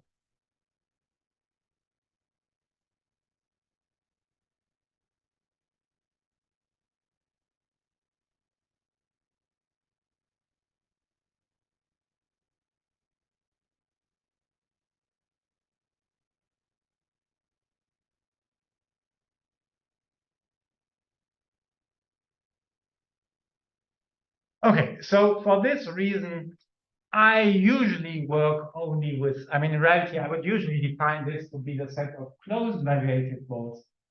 But I have the feeling that for didactical reasons, it's maybe easier to also put the opens in, because when we're looking at the Riser certifications, we were mainly looking at the open ones. So it just feels a bit nicer to have both of them thrown together. Never mind. So, okay. So, okay. So now I would suggest that we try to look at 15 examples and see whether we get a feeling of what this is doing.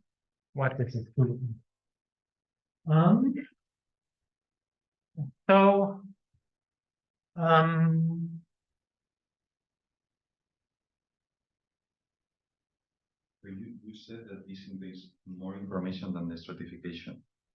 I said that it might contain more information than the certification. It's not yet clear. It could be that if I know the certification, I know everything. But what I mean is like, I see how this is related to the pre-Riser stratification. Oh, yeah. You see, you're right. Okay, so it's clear how this gives the pre-Riser stratification.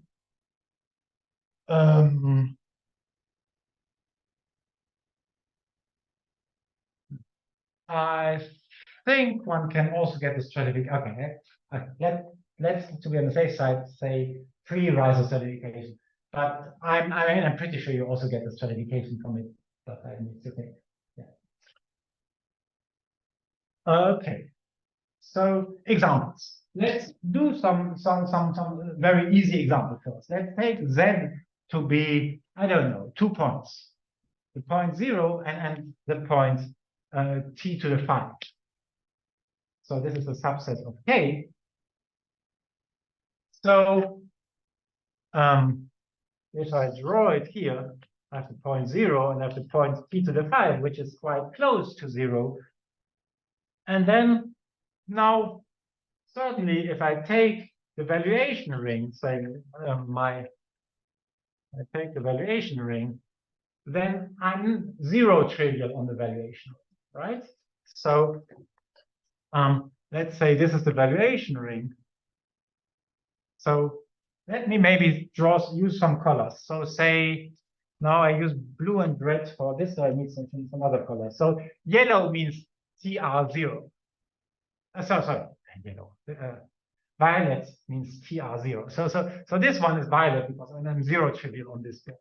And then, of course, also the ball around 0 valuation bigger or equal to 1 is also 0 trivial and so on. And actually, if I take any evaluated ball here containing 0, I'm 0 trivial. So then I have a branch here. Actually, if I draw my branches in my trees of balls, then the limit of the branches will be just points in the value field. So I have a branch going to 0. And all of them are in TR0. Okay?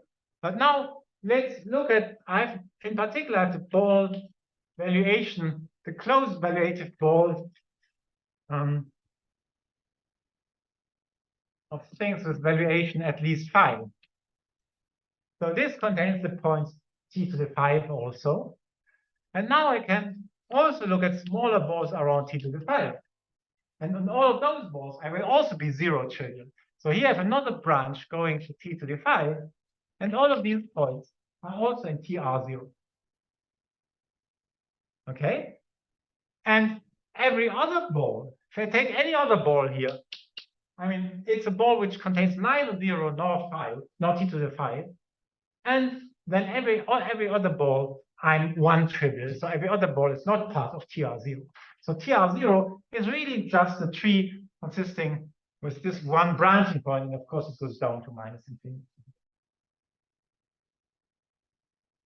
Okay, so, and then, I mean, you certainly can imagine how this continues. I mean, if in addition here, I would put in, let me just change the example a little bit. I put t to the 5, and then I put a third point, which is maybe t to the 5 plus t to the 7. Then this means I have another point here in my set, which is t to the 5 plus t to the 7. And this will branch off here at level. So here I have levels which corresponds to valuation. So this is valuation 0, valuation 1, valuation 5, and here at level 7, I will have t to the 5 plus t to the 7. And so on. And so you see that if I have finitely many points, then my TR0 is just some finite, some tree with finitely many branches. Okay, this is just as a little warm-up. Now, let's look at the riser tree of something we're really interested in, and then let's see whether we can get more information out of this. And I have 5 more minutes, right? Yeah. Okay, so I'll nevertheless I'll do this one example, and then I guess I'll have to stop. And so there was a break. Yeah, but the break was part of the 2 hours always. I mean, unless you want to do longer, but I mean, maybe you're getting hungry, right? So, okay, what we really want to ask is this riser tree really useful to find more information? And so let me take X now to be again, now I'm back to my, so this is in my real numbers. So it's a classical. So defined by x cubed equal y squared. Actually, I drew this before already. And before, I already spent some time computing the riser triviality dimension of this thing. This was so that I don't need to do the computation now. So I am 0 riser trivial on any ball containing the singularity. So this, and I'm not 0 riser trivial on any other ball. So this means that my TR0 is just one single infinite branch going to the point 0. Now, let's see what happens. I mean, if I take here the valuation ring squared, this corresponds to something. Okay, here I say level 0. So here at this point, I have the valuation ring squared.